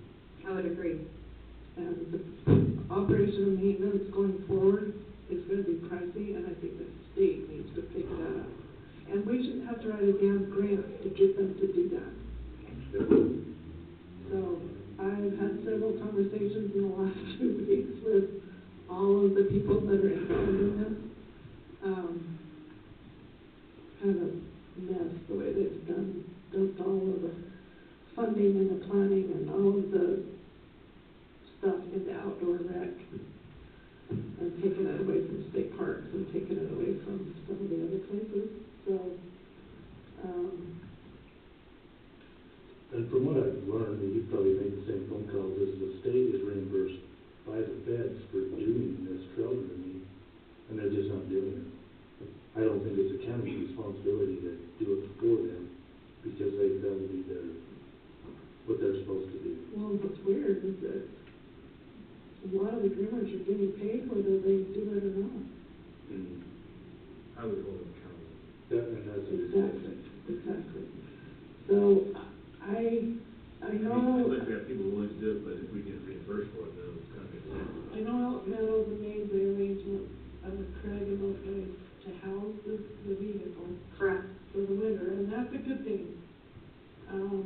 They've also been the ones that have said that they would operate the grooming of it too, But that's which is what comes back to our. giant responsibility. Yes, and that's to your point, that's the part of it that's in question. Truthfully, that's the largest part of it that goes towards our match portion towards this. So for me, when I look at this, I'm with you, Commissioner, I think The trails exist and it's a state's responsibility. If this were just about they're gonna give us $350,000 for the machine itself, and then they figure out how to maintain and operate, and whether that's through private contracts with our people, that's fine, but that should be at their behest, not at our behest. And yet, in order to write the grant and get the grant, we had to come up with a match, and the only way to do that is through the facilitation of those things. So how does that match break down for our side of it? Like, what's the hours, what's the manpower, whatever? Sure, I can pull up those details. Basically, I spoke with Craig, to talk about how many guys are you training at a time, how many hours worth of training. We based it off of a number of 4 operators to 8 operators. Every other week, they're doing a training or a search and rescue function, and so they would use the machine in that capacity and they would do the trail grooming as they were doing those trainings. So it operates as a way for them to get more training, but also get the trail grooming done at the same time. So it was a 2-for-1 really, and that's how we kind of said, well, this is the labor we're gonna put in, here's the time and the operation, and this is our portion of the match, and we did funnel a certain amount of money for fuel to offset those costs. Again, in advising with George and with Craig about what those costs would be, and so we came up with a total $47,500 in time, in service, and then in the $12,000 annually offset for the storage of that thing. Okay, so, and then what's the time term? It's a 2-year contract. So it gives us this season and next season if we can get something before snow flies this year, which, I mean, we'll probably get it mid-year, very truthfully at this point. But it does give us, and it's not actually a 24-month contract, it's a 28-month contract. I can't remember what's on the schedule, but I think that this application, when do we know? Like, when do they, what's the deadline? No, we haven't. We've been fully awarded. Okay. We have been notified that we received this grant, so now it's a matter of do we actually want to execute on those $47,500 worth of match and in-kind contribution. They have said we have the $350,000 to procure the snowcat. I could place the order today. Okay, so in my mind, this is his name, you guys can have your own opinion. I say yes, but with that, and we do it for 2 years, and then we use that as leverage to go back for state funding to continue all of maintenance and operation from the plant. I think we should, and I think we should actually pursue that now, Yeah. but we'll just carry on. I agree, Yeah. but I think we're gonna have a really good snow year. Yeah. And so, hopefully I'm not jinxing myself, but, Wood underneath the panel? Yeah, we're good. I got something for it. But, and then we absolutely pursue state funding. So what I might recommend too is in looking at the different grants that exist, and there is a steep rise in motorized snowmobiling is picking up, and there's some trail grooming grants that come along with that as well. So I kind of tend to lean with you on the side of let's execute this 28 months, and then let's chase the heck out of those motorized trail grooming ones and use those grants to offset these costs that we may see in the future, or renegotiate a contract to where at the end of our 28-month term, the state takes over ownership and operating that machine and can contract with our team for those hours that the team will run the machine for us. I think that's the safest way to go, just to say, hey, listen, due diligence, you got us the money to get the machine in our hands. We have to meet that $47,500 ask. Here's what we have done. And then also, going forward, like this is too heavy going forward perpetually, so let's look at what it looks like to contract out and make those MOUs and those agreements in place. So it also gives us some time to work out agreements on a state level between our legal and their legal teams. So. Is there a way to do those MOUs before we execute the grant? I would like a guarantee that they are going to do that, because if not, we've used the grant to purchase. Well, already guaranteed to do it now, they don't, so. Well, the thing about it is that the contract is already locked in for 2 years, so you've already got all of that part of This the year, built next in year, for right. cost year. Yeah. But in 2 years,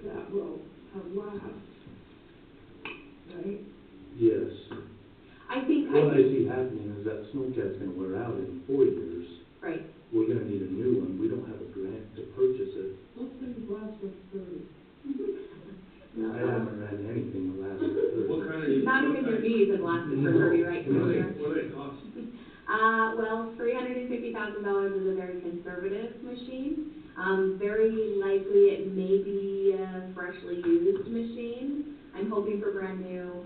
The one that Craig wants, he thinks he can get either 1 year off or brand new. So $350,000 is kind of like the entry level to this kind of a thing. But I think my agenda would be, if given direction, of course, would be to start writing those negotiations next year. So as soon as the snow starts flying next year, I want to start working on those agreements and those MOUs with the state to offset, because then I can say, look, I have a whole year of grooming and of this work, and I can show them numbers and stats that drive that, and then I can use that as a metric to hold them accountable for what they should be doing anyway. So that would be my suggestion, would be snowfall next year, I start having those conversations with our state counterparts about what it looks like for them to take over or sublease the use of it. I don't like it. This is like if you hire somebody to put a new roof on your house, they fail to do it, and then you just go to the forum. Well, right, I agree with that, but the problem is it's not getting done, period, and we've always tried to hold a feet to it. It just becomes a problem for search and rescue and everybody else. And Well, I think this is a start, and I agree we need to have some conversations with them. There's been other circumstances where the state has purchased the snowcat, and then the county houses it for them and operates it. And I think we can actually move that way if instead of creating an MOU that says we own and operate and you guys offset those operational costs, maybe what we do is we say, hey, we're done with our 2-year contract, we've executed and fulfilled our hands. You guys now take ownership of this thing, and if you would like to subcontract out our search and rescue teams and other various individuals to operate, then that's what we'll do. But our hands are held to the 28 months, and then we can make some decisions. But again, I already have in my calendar to come to you when the snow starts flying next year, in 2024, to say, hey, now that we have a year of this, what do you want to do? Or we can just disengage with this entirely, to your point, Commissioner. I think we go forward. The problem is if you don't, I'm sorry. Yeah, no, you're, Because if we don't, then it still won't get groomed this year, and then it's still gonna be a problem. there's gotta be a way to get a machine down here and get it operational. We need it for search and rescue. Correct. As much or more than we need it for anything else. Correct. And, you know, we've been begging, pleading, and bitching along about it for years, and so I think we do it, but I do think that we go back to the state and the 2 years, we say, yeah, we're done. Take your machine back, you're in charge, or whatever, we work out that way, and let's work. Well, and we can show it, to your point, it shows 2 years of good faith, of really showing what we can do and what we're capable of, and what's too heavy for us to carry as local government versus state government, so. Fantastic. I'm gonna go, this is something that actually you guys need to decide to sign off on. So ratify the signature of this contract. I'll make the motion. Is there Yeah, you, were sent where's the agreement at? you were sent the document electronically. That's what you. Commissioner Hollings has signed it electronically. Oh, we did get it done? He's been trying to for a week. I got notification that it all got signed, but they haven't, because I wasn't on the email chain, it didn't get kicked back to me. Is that your name was on? No, this is the one, This was the same one, but we just have to change. I don't know if I've ever signed it. Yeah, so this is what I've been trying to track down. I got the notification that you had signed it. So we would, at this point, we'd be doing a ratify the signature. I've not seen the actual document with the signature on it, just the electronic notification from the state's portal that says you have signed it. What time did you put her name on it? Because she opened it. Oh, I guess I'm fine to see. Yeah, I haven't seen the hard copy of it yet. I'm still chasing that down. But the state says that you have signed it, so it would be a ratification of a signature. But because we're having these little bit of a mess with the signatures, we can we can do whatever we need to do. Okay. I'll make a motion that we ratify. Okay. Sorry. Tried to second it, I don't know. It's not second, do I? What do you mean? I still don't like it. I like the idea going forward, but I would like that MOU in place before we purchase a $350,000 machine. If we're gonna get some reimbursement, then that's okay. And if this is a search and rescue machine, then it should be a search and rescue machine, not a trail running machine. There's a difference. There is a difference, and to speak to that difference, there is a search and rescue grant that we could have chased for this, but the funding allocation is not as high as this one is. Yes, I understand. So very, very faithfully, search and rescue does have big plans for use of this machine. The mechanism through which we can get the machine is trail grooming. Yeah. So it's a multifaceted use. I understand. I just think there should be some reimbursement from the state if we do this. And at the end of the 28 months, if we give this machine back to the state, we're in essence taking that away from search and rescue. Once they have a machine, they're not gonna want to give it back. Well, and what we can do too, another funding stream, if this helps you at all, but there are funding streams for search and rescue and ongoing costs associated with search and rescue. And maybe that's a funding stream that we look at for operation in the future. I think the real root of the problem right now is that the state is supposed to do grooming, a certain amount of grooming. We have experienced that level of service is not being accomplished by the state level partners. However, we have local partners who have other priorities such as search and rescue, and they can do that grooming. So we're kind of modge-podging the opportunity to do both in one fell swoop, understanding that there are certain obligations that our partners aren't meeting. And so those MOUs, I would love to have those MOUs too, but I think I don't think I have any weight to give back to my state partners and say, hey, we can't carry this every year after year. This is a partnership, we need your help, but we have to show that we need that help in the first place. And so I don't have any information or data to give them before we get this accomplished without a year's worth of operation. Well, I think the grant, I think they are buying the machine. Yeah, they're buying the machine, they're paying for it. The machine is bigger. But going forward. It's the $47,500 in cost. That's our cost For the 2 next years. 2 years. And then going forward is when we have the leverage for whatever. To stay. Right now, we've got Right. 2 years lined up, that's funded and we're doing our share and whatever. I also think that there's room in the contract that, their groomers come use the machine. Yeah, In and between, because it's not like we're gonna be grooming 24 hours a day. no. Or even as needed, it's just going to be more of a training opportunity. Correct, to at least once a week get out on the trails, which is far superior to any service that has been done in the last several years. And I think their groomers are supposed to be grooming once a week anyway, and that machine will be available for them to be grooming. And that was the conversation that I had with like Wayne Monroe and those guys. And the whole problem why they weren't grooming was there was no way to get a machine here. Because you had to have an escort vehicle and a what do we call them? The truck was broke down. The truck was broke down, so now that if we can get a machine here, we have it housed here, they can come in on it anytime. And we can track that work too, to go back and say, hey, listen, you told us you guys are supposed to be grooming once a week, you were up here 3 times this season, bottom line. So it gives us a chance to have that metric data to have those conversations and put those MOUs into place and really make them firm. Because right now I would say that the relationship is a good relationship, right? Like we all interact and we all play and we all want the same things, but we're also not equally meeting each other's needs, I don't feel like. So this at least gives us a way, a path to say, okay, here are the actual needs, here's the actual work being done. Can you come to the table to work on? And I understand we're buying the machine this time, but every machine I've owned is wore out.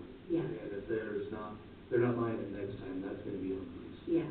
So I would like those in place before, but it's fine, we can vote. I'm Well, she's just got a trying, motion, do I have a second or no? I don't want to, I can second it, but I'm gonna vote no. second. Tiebreaker. So you vote no. I don't Who know. is the tiebreaker? All right, I second it. So the motion passes. Motion passes. Or did you pass the chair before you seconded? He said he seconded. Oh, he I can second it, I And can then second call it. for a And then vote. vote, and Yeah, you call- break the tie. No.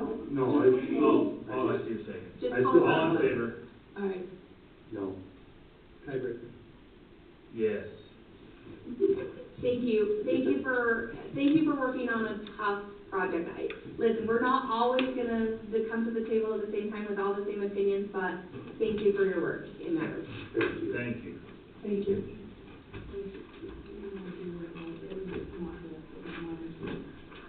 Oh, yeah.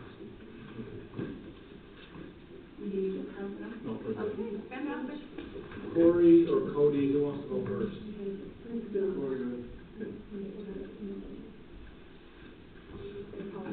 Oh, me first? I was hoping you would go first. They should have been in before they said what. Sheriff Black, you wanna go second then, huh? I'm having that for a minute. Okay. We'll be quick on this, so short that. I just have to have this on the agenda, we're requesting 3 special merit increases, and within our personnel policy, it allows us to do a special merit increase when, under a special, circumstance, and we feel like we have that in this situation, for 3 different folks, and so, what we're asking for is a special merit increase for, Cutler Edwards and Stetson Parkinson in the road department. Cutler will be getting a 1.5% increase, which is normal, at a 6-month mark. But, he is going to, you're also asking to give him $1 an hour in addition to that for his special merit increase. Stetson Parkinson, who has already received his, 6-month mark, has the same amount of time, pretty much that Cutler does. It's a similar type of employee where he's getting outstanding work ethic out of his two. It's just really, kind of setting them above and apart. So his raise when Cutler even would be $1.56 an hour. So, At his 6 months, he didn't receive his percent and a half. yeah. Oh, we did. No. Yeah, we So have it's that. kind of an oversight. Oh. As an oversight, so that, yes, thank you for bringing that up. So this corrects that as well for him. And this isn't for, this is for right now. This is for right now, yeah, this would go into effect right now for the rest of the year, of course, $7 million was budget to cover it, we felt like this is. So that's it, what you said, $1.56. $1.56 for him, including his, what he should have had is 1.5%, yeah, and Cutler's $1.30 includes his 1.25. So we feel like that brings, the road department into pretty good position, and then anything else that Corey sees that can happen at budget time, we need just to cover the needs to take place. Especially because the 1.5% has to cover. Any questions? But our policy just says whenever we do this, we have to do it as the approval of the commission, so we just wanted to bring that to you, so you could have an opportunity to be aware of it and okay it. I've seen the work ethic of these 2 employees, and I think it's warranted. They're good kids, they listen, and they go above and beyond also, so I think it's a warranted merit raise. So you can make a motion? If you're ready for a motion. I'm ready. I'll make a motion, we approve the special merit raises for the road department crew.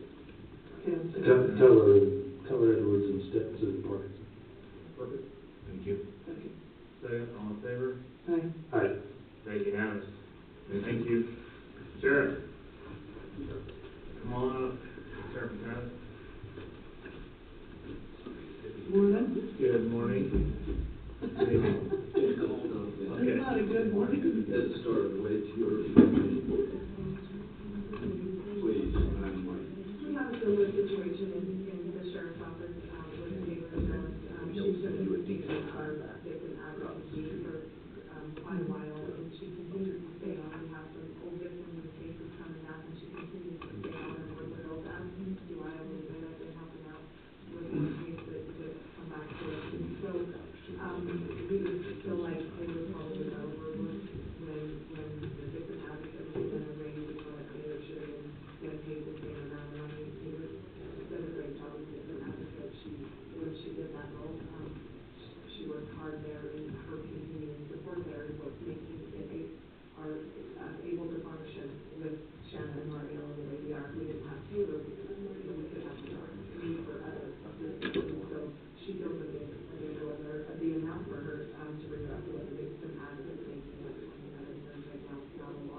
because we just feel like, and if you're okay with it, I'd like to retro it. They would like to have had it done last pay period, but I couldn't get before you in time. I could do it, and I realized we needed to bring it before the commission, and so I'll retro that back in pay period for Taylor, and then as well, the sheriff can do whatever he wants to prepare to get it going forward. We do special merit increases during this time because for a special reason, but it also doesn't stop them from getting a merit increase during budget, and doesn't stop them from receiving COLA where it's a special merit increase the way our policies are. So that's why. And unfortunately, Heidi said 27 cents. There's some misunderstanding right there.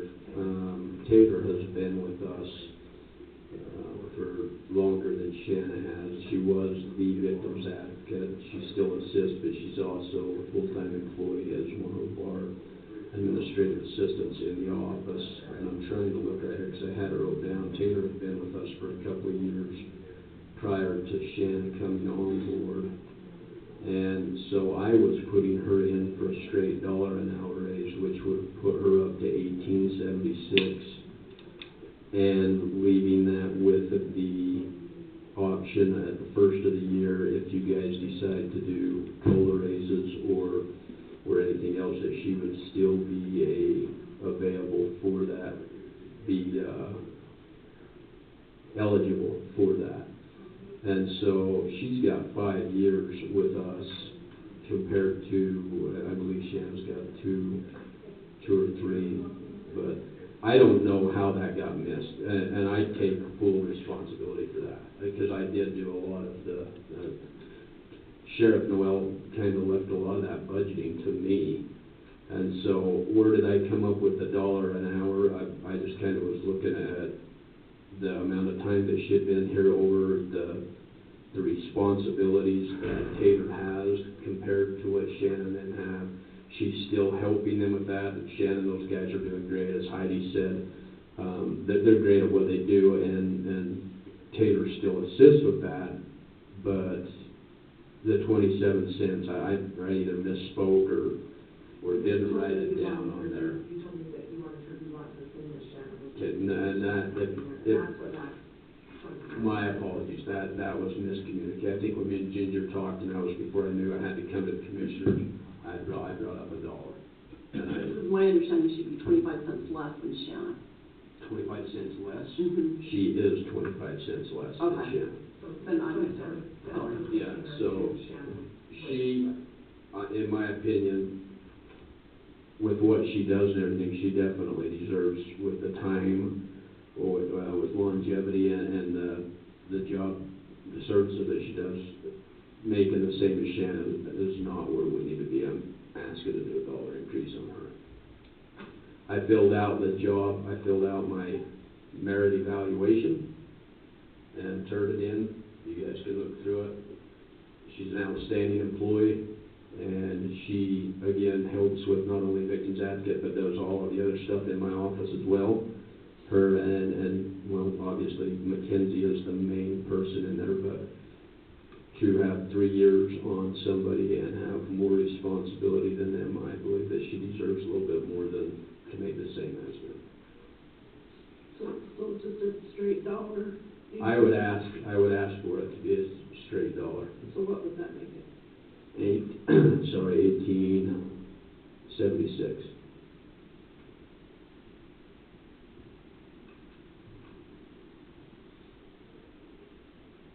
And that's comparable, like across the board, whatever, right? Well, when I get looking down through these, I mean, Moriella, she's kind of the part-time status, though. Years of service, you put her on a 3%, so we done 8% across the board last year on everybody. If she would have been up making what Shannon was making at that time, plus you add the 3 years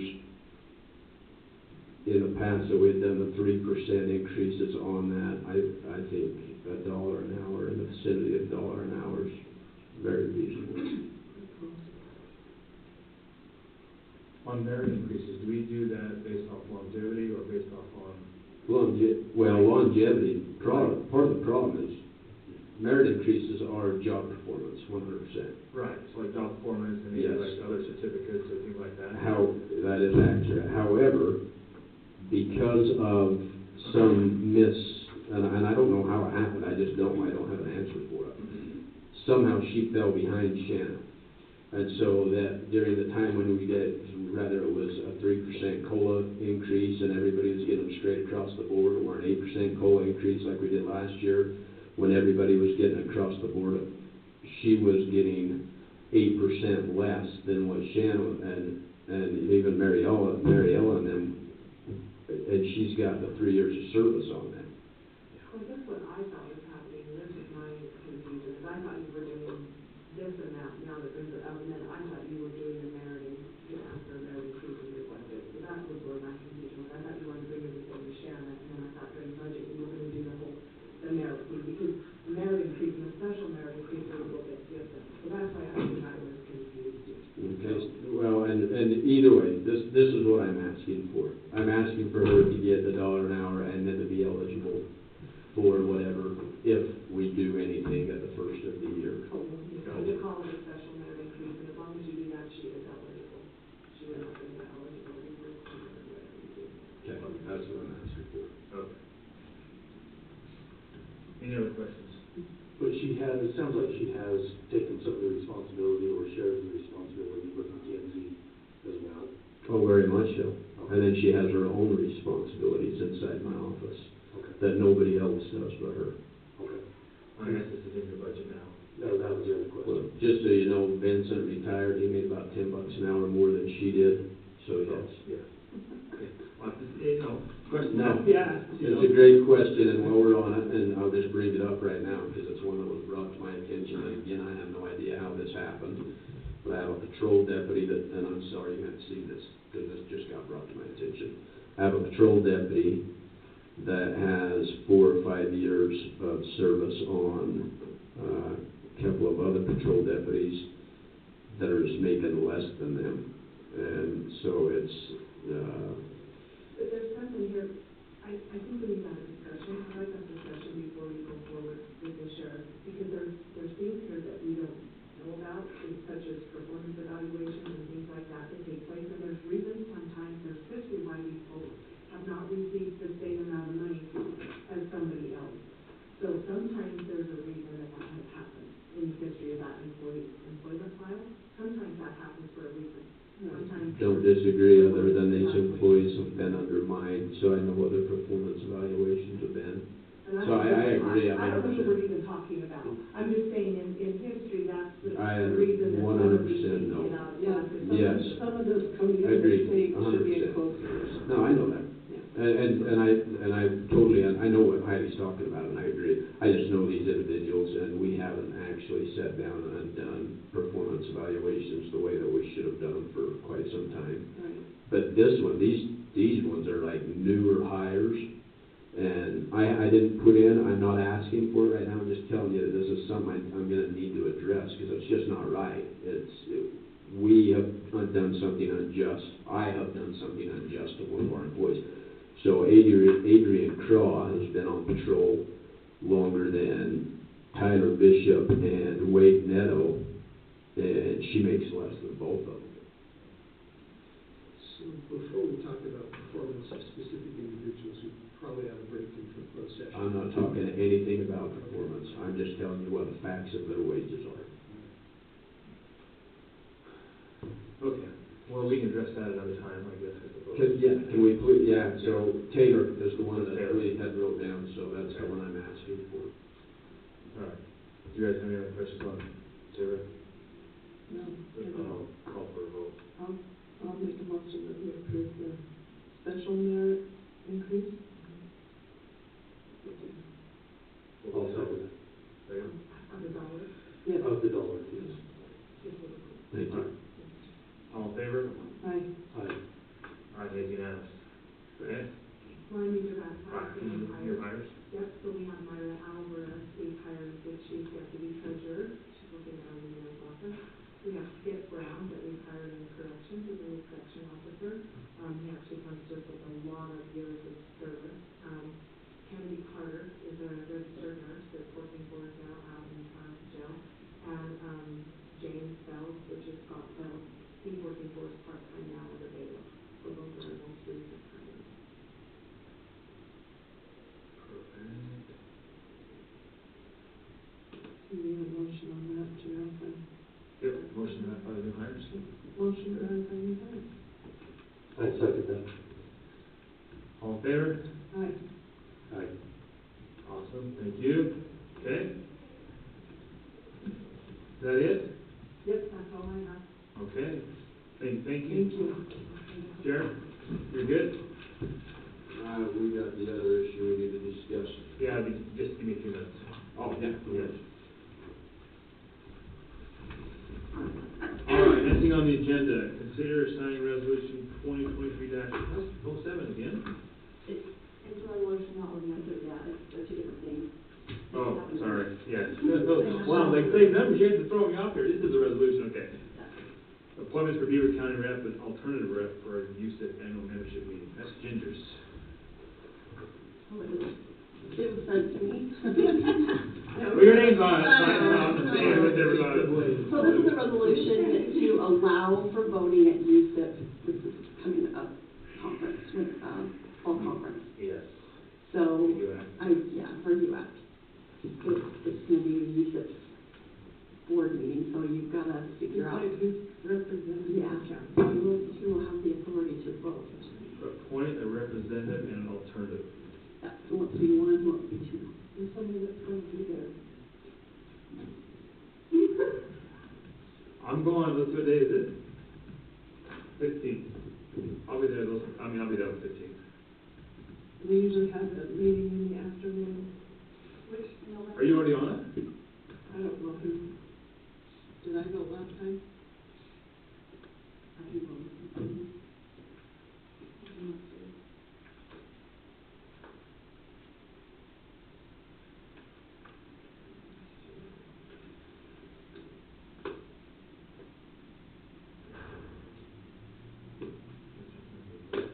That's the one that we talked about. The 15th, which is Wednesday. I can go, but Mr. Chairman, if you. Last year, it was, chairman, and then Commissioner Pearson was the alternate. Mark was. I think I was there. Yeah, it was Commissioner Holmes said, and then you were the alternate. Okay, whatever. You can have the same or different. Go ahead. I don't mind. If you're gonna be there, you can. I'm not gonna make the motion for myself. I'll make a motion, chairman, as a voting member, and I can be the alternate if you want. I'll second that. All in favor? Aye. Aye. Yeah, okay. That's easy enough. Let's see here. Actually, you had to make the resolution? Oh, I'm sorry. It is a resolution. It is a resolution. Is that, Oh. was what our motion Yeah. good enough? It was perfect. Okay. Beautifully done. All right. Thank you, sir. Okay. We're so official. Well, I just thought that's a little resolution. Okay. Any old business we want to discuss? Or commission updates that we need to go over? Just really quick, so we've got the summit right now. We've got we invite everybody down for the end report event on Wednesday. It's at 2 o'clock, I think.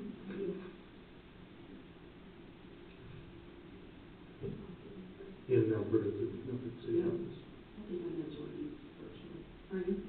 Leanne has somebody else I do. Okay.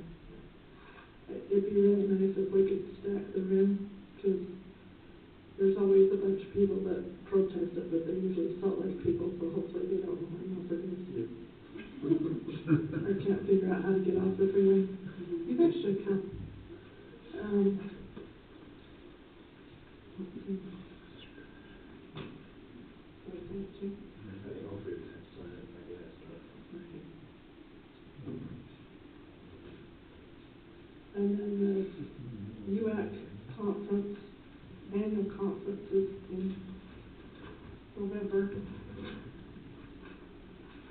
let's see. And that's November 14th, 14th, 15th, Yeah, and 16th. 15th, 16th, and 17th. I think we have, so what day was this USIP thing? The 15th? Wednesday, 15th. I think board meeting is the night of the 14th, it's the night before. And then,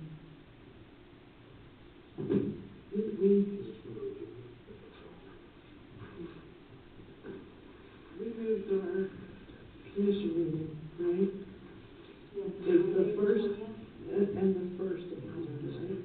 On the Wednesday? Well, we can, yeah, because Halloween's on Tuesday the 31st. Well, and it's October too, so. Yeah. Wait, when we move? Cause the election day was on a, It was on the sixth. But It was on it's the the 21st, and so that, you can actually have the meeting back in the Seventh. on the 7th. If you want to, you can have It that. doesn't fall that way anyway, so we do it Wednesday, November 1st, What day? or Tuesday the 7th. Okay, the only problem, Why Wednesday the first? well, we moved it because the original election day would have been the 7th, right? That's why we moved it. But, that was in January before the regular special election. Right. But I will not be here on the 7th anyway. And maybe that's why we decided to just leave it alone and keep it on the 1st. No, because I just barely found out about this. Oh. We just haven't talked about it again since Since the since election. they did the special election stuff. This has been set since we set the agenda up in January. But anyway, I got looking at that the other day, so if we did move it back to the 7th, I will not be here. I've got that back conference. So we just wanna leave it on the first where it is? That's what I'm wondering. Okay. Is the I'm fine with that. It's here on the November 1st, and then down on the 20th, because there's UAC here. Does that make sense? So if you move it to Monday? Well, because election's the The election 21st. day. Wait here. Yeah. UAC's a week above, so it'd be, so the 21st, and we typically would have it, but that's election day. Yep. So the 1st and the 20th is what we're doing. First and 20th. I don't know where it comes from, but yeah. So if you guys are all right, I think we leave it the way we set it up. Or the way it's on the calendar right now. With the 1st and the 20th. Yeah, there's no reason really to change it again. Then you'd have to advertise all over again, right? Makes it easy to leave it the way it is. Yeah. That's what I would think. Just paying for more advertising. Leave it. Thank you for bringing that up and checking. Well, I just got, Thanks, I didn't know, I got didn't realize those were the everything. dates of the commission, so. We got it way back in January, January. so send me a schedule again. We better send me a schedule for the next 3 months, don't forget. Wow. Okay. That's all I've got. Okay. Commissioner Arnold? Oh, I'm good, I'm ready to go to the summit in Cedar City, so. Good. Stephanie, you have anything else? Peter? Cassie? Save mine for closed session. Okay. Yes? Can I bring a couple of things to the commission, just briefly? Sure.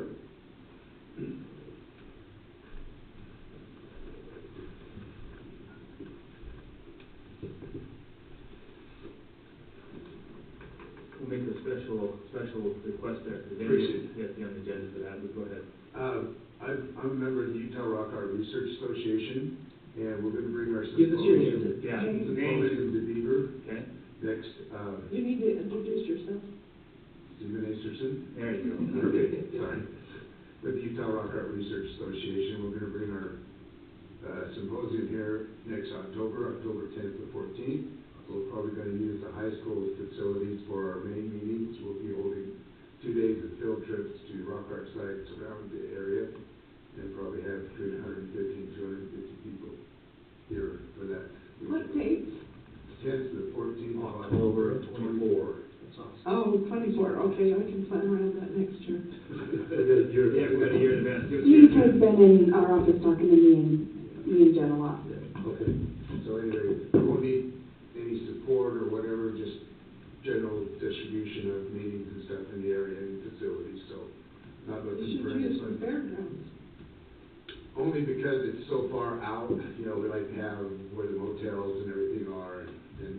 that way, so. So what's it called, a rock symposium? It's Utah Rock Art Research Association Symposium. Yeah. So it deals with pentagrams, and pentagrams is basically, Native American. I love it, I want to go. I'm acquainted with this group. It's a great organization. They do good things, Awesome. good people. This isn't like, other stuff that we've had to deal with. These are wonderful people who are concerned about preserving Native American history, specifically pictographs, petroglyphs, and it's awesome. This is a real boon for our community. Pictographs. Thank you so much. How many do you anticipate will be here? How many? Between 150 and 200 people. Yeah. So motel rooms, food vendors, vendors, banquets, we're trying to incorporate the high school kids in providing the breakout materials and stuff, so we'll give them a funding source to get some money for those youth in the area too, so. Good. And then the second item is, I live on Navajo Trails, 2845 East Navajo Trails, and I found out since I moved here 2 years ago that there's a section in the middle that is blocked by a private landowner. And so Navajo Trails ends here and then it starts again on his other side of the property. So we access on 2600 East, right there where the snow bus turnaround area is, across the railroad bridge and then come up to our property. And I talked with Corey, and I guess historically there's issues of who can help take care of that road through the Grove, and we don't get any of that activity on our side of the bridge. And so I asked Commissioner Yardley if Corey could get permission just to come up there and grade the road maybe once a year to just kind of keep the potholes and stuff down. You've talked to Corey? I have. Okay. He's come up and looked at it. It's 2600 East Road you're talking about, right? Yeah, that's where you access, cross the road bridge, and then you turn and come up to the 3 or 4 houses up there. Yeah. Dumb question, but this is a dedicated public right, right? This isn't a private road, this is. I think it's a private road. It's kind of the same thing with the Navajo Trails going through the Grove. I mean, hasn't really been, but it's on the system. Okay. It's listed as county. An access road or something? Yeah. Let me talk to Corey and we'll see if we can get something done. Shouldn't be a big deal. Yeah. I just want to check with them and see what the history is there. Yeah, and I don't want snow removal or anything else. Okay. Every once in a while, just come through with the grader and just pull the dirt back on top of it, so. Bury the big holes. So we're looking forward to our symposium being here next year, and It's gonna be a good thing. yeah. So thank you. Okay, thanks. All right. If not anything else before us now, I'm gonna entertain a motion to go into a closed session for the purpose of discussing the character, professional conflict, or physical